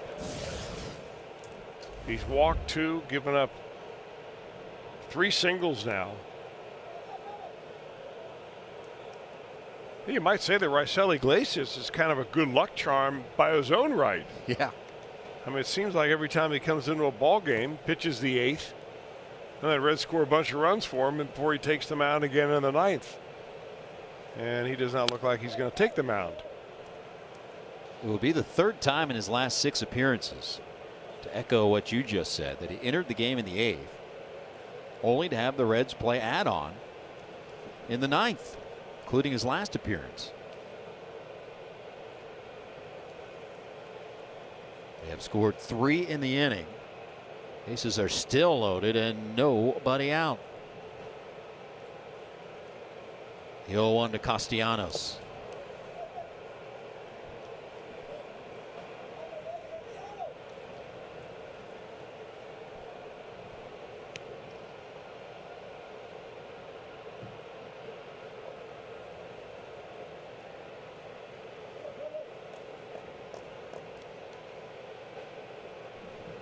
Galvis at third, Barnhart second, Akiyama first. And a 1-1 count on Nick Castellanos.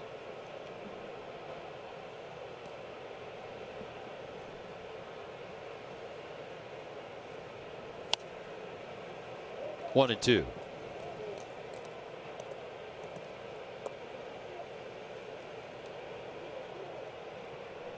Talked about this Reds offense so often throughout the season. It's not living up to expectations. When it's been on the line, they have scored enough, and in fact 7 of their last 12 games more than enough. They have now scored 6 or more runs in 7 of their last 12 games. Score 6 or more with this pitching staff, you got a chance every night. On the ground, the play will be to home. They'll get the force out. First out of the inning.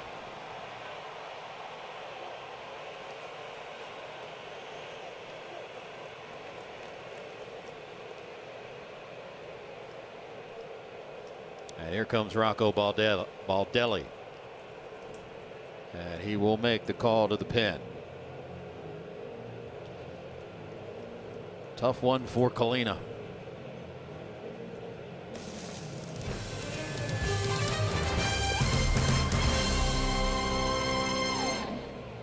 Performance Kings Honda. Sam LeCure was beside himself a couple of nights ago. what Sam LeCure will show up tonight? I'm going to stick around to find out. On what could be a very monumental night for the Cincinnati Reds. 7-2 the score. Top of the ninth, 1 out. Bases still loaded for the Reds. Jorge Alcala called upon here in the ninth. 15th game and a nice 2.78 ERA.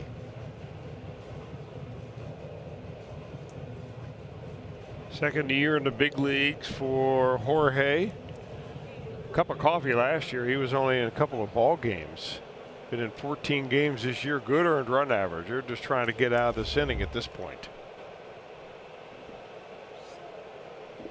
He'll face Joey Votto with the bases juiced.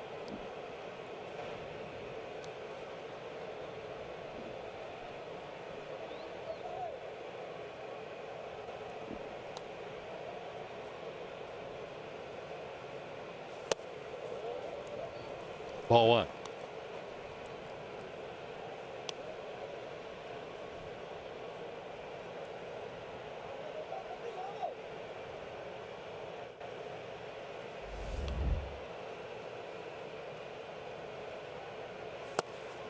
Two and 0.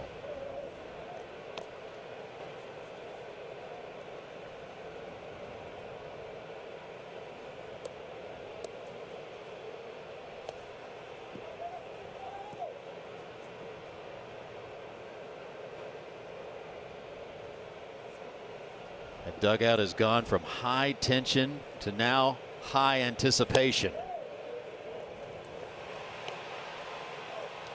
A stark contrast from an inning ago. Well, if we're thinking about what Tyler Malley's thinking, if you're going to score 7 runs, why not do it in the first inning? Take the pressure off me a little bit. Back-to-back innings. Pitchers Union chimes in. 2-2 the count on Votto.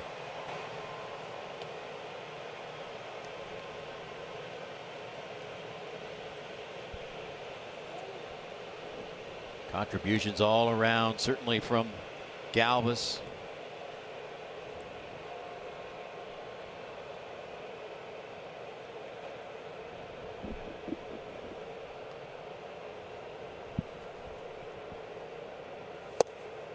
Full count on Votto, nowhere to put him.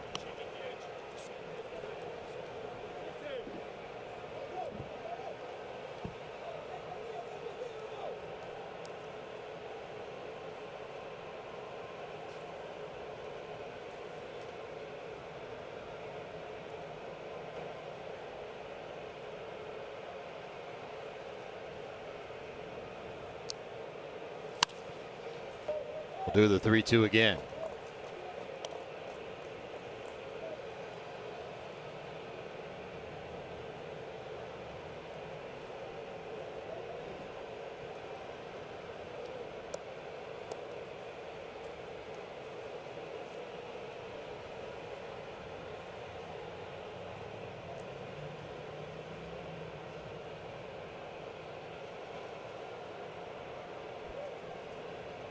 Payoff again.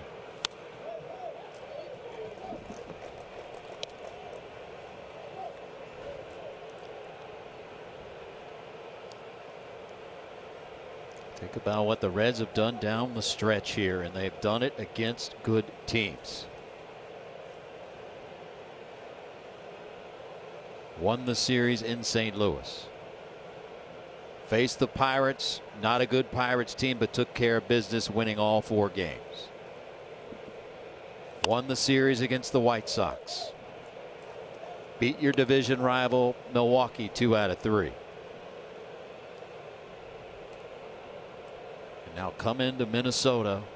The Twins team came into play leading the American League Central, one of the best records in baseball.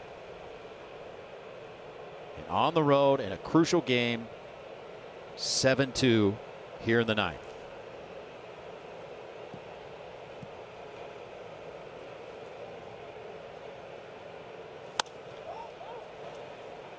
In the air to left. Not hit deep enough for anyone to tag out. Tag up. 2 down.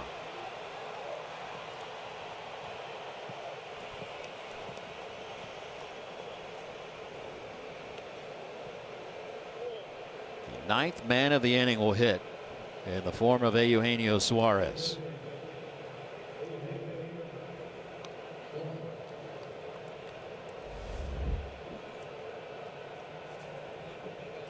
Stockus got it rolling here in the 9th with the home run.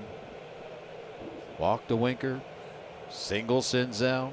RBI single Galvis. Walk to Barnhart.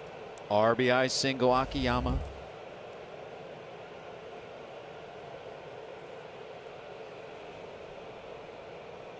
It has been add-on at its finest here in 2020 when they needed most.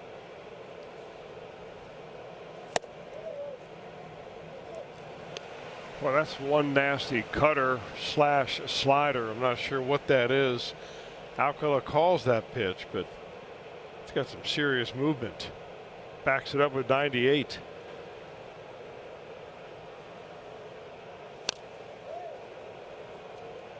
The ball is 2 strikes on Suarez.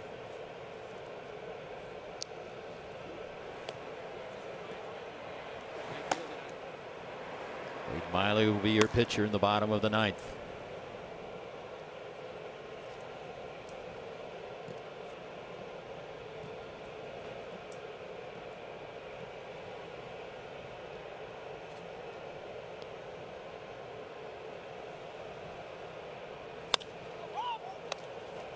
Center field.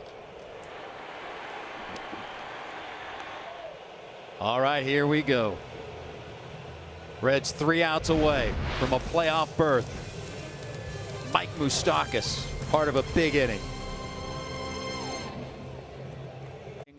A postseason berth.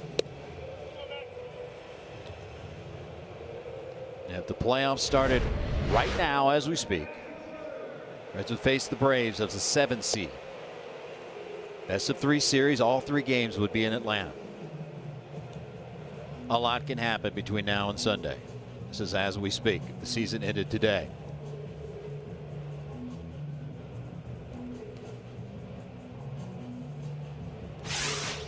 Wade Miley.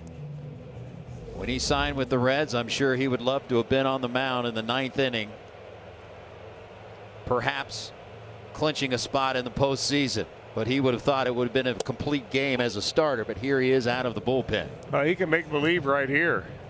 Only his 6th relief appearance in his entire career. That spans 255 games he has pitched in.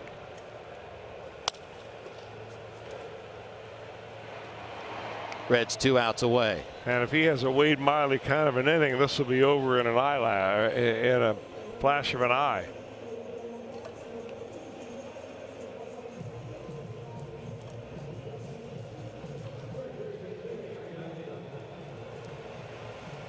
You know, in a short season like this where no one really knew what to expect, how it would play out, which teams would go for it that would normally be maybe rebuilding. The Marlins come to mind. There was a time there we weren't sure we were going to get this season in at all. Oh. I'm wondering if the guys in that third base dugout realize what going to the playoffs mean to Reds fans all around Reds country.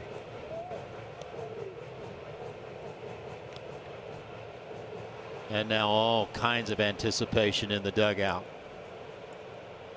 would lead me to believe they know when and in.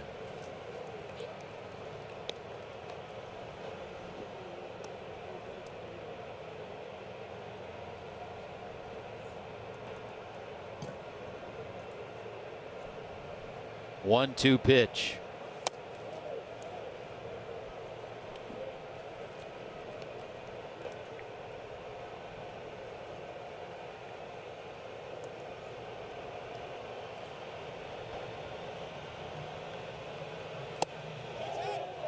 Peel down to first, bring him up, and out away.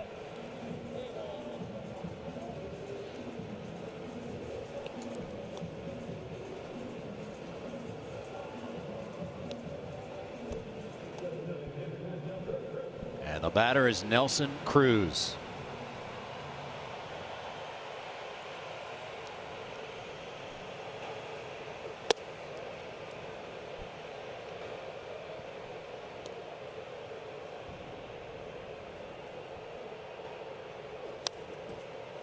One and one.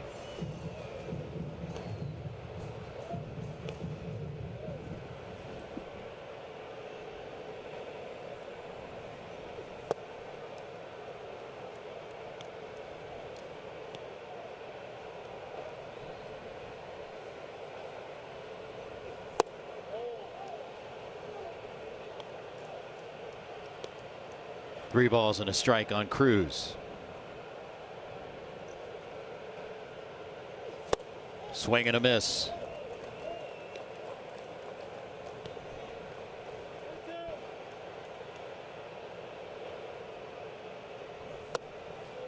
And it's a walk to Cruz.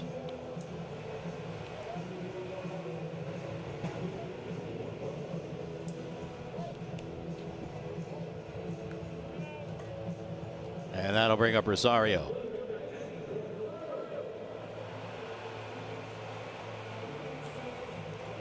Pinch runner for Cruz.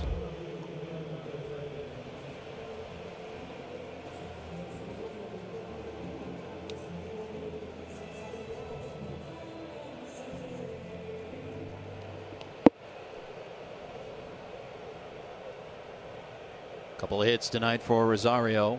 Couple of singles. 0-1.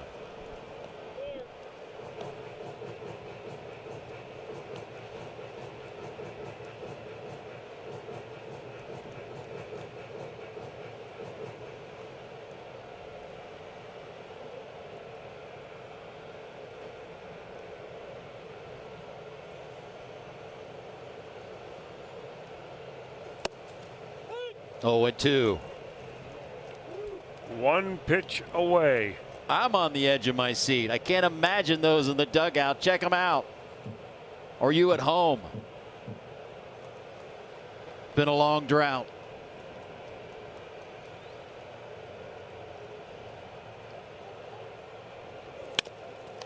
Back to Miley, and that'll do it.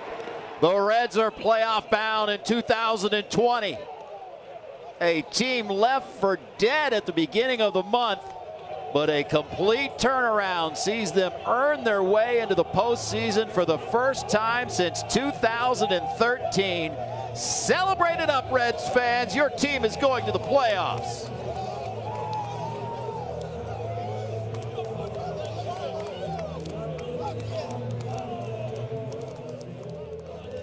And down the stretch, they do it by winning 10 of their last 12, 12 of 16.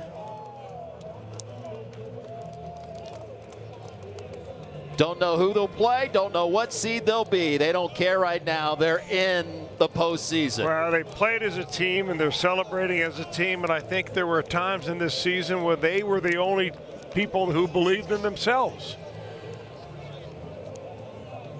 A rough start, a fluid roster, guys coming and going, some injuries set them back, but in the long run, this is all they wanted to do. Get to the postseason, take their chances, and see what happens. And folks, that's exactly where we're going. An expanded format with the pitching, the starting pitching the Reds can run out there. I don't think they fear anyone right now. Well, right now they ought to be a real trendy pick to upset somebody. Congratulations to the Cincinnati Reds, David Bell and his staff. What a turnaround here in September. Yeah, you know, his staff really deserves a lot of credit. I think the front office as well, the guys that have worked so hard. You know, for a while there, it looked like every plan that they made during the wintertime just was not going to work out the way they thought it would. But they just kept after it and kept after it. And here they are, all smiles, celebrating on the home turf, the Minnesota Twins. Doesn't get any better than that. Respect Cincinnati, that's what the shirt says. And they earned their respect.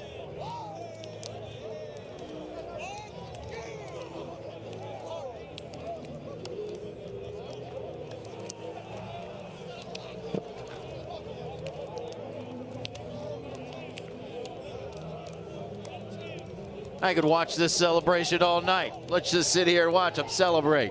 Good by me.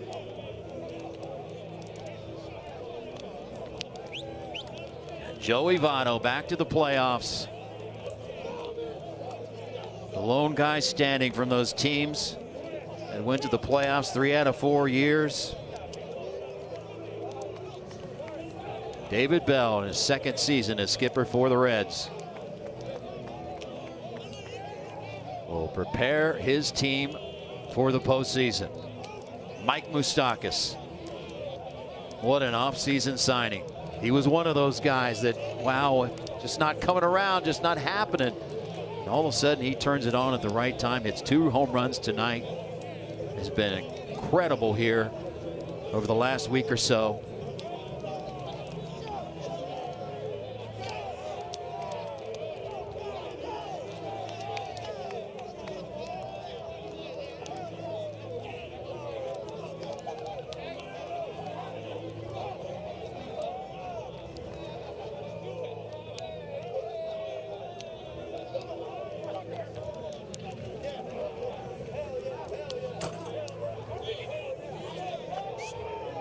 Ricky Stowe.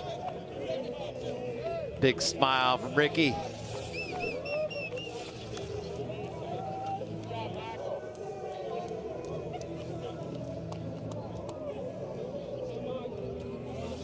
As you said, Chris, there weren't many outside of that clubhouse that believed they could turn it around. We talked about it earlier. Their September 1st loss to the Cardinals, they were reeling. They had lost 3 straight. They had been outscored a ton. They were on the outside looking in big time. And again, they've defeated some good clubs down the stretch. And they will set up and take a team picture. Well, they've now won 10 of their last 12 ball games, and many of those games were must-win situations. This was one of those where, I don't know if it was must-win, but it was we got to win. And to be able to take the pressure off the rest of the weekend, they're in the playoffs. It's exactly what they set out to do. And this gang of guys who get along well and good chemistry, good coaching, good managing, are going to give Reds fans a lot to smile about here in the next few weeks. A Great American Ballpark down near the clubhouse. You'll see pictures, team pictures like this, of when they clinched to get in the playoffs, and you'll see that picture that you just saw taken in the years to come.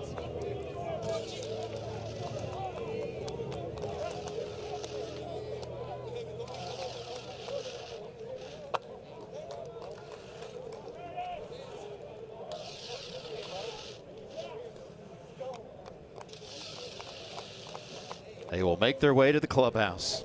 We've got more business to do. That's Reds Live, the post-game show, putting a capper on a W that earned a playoff berth. Your Cincinnati Reds head into the postseason.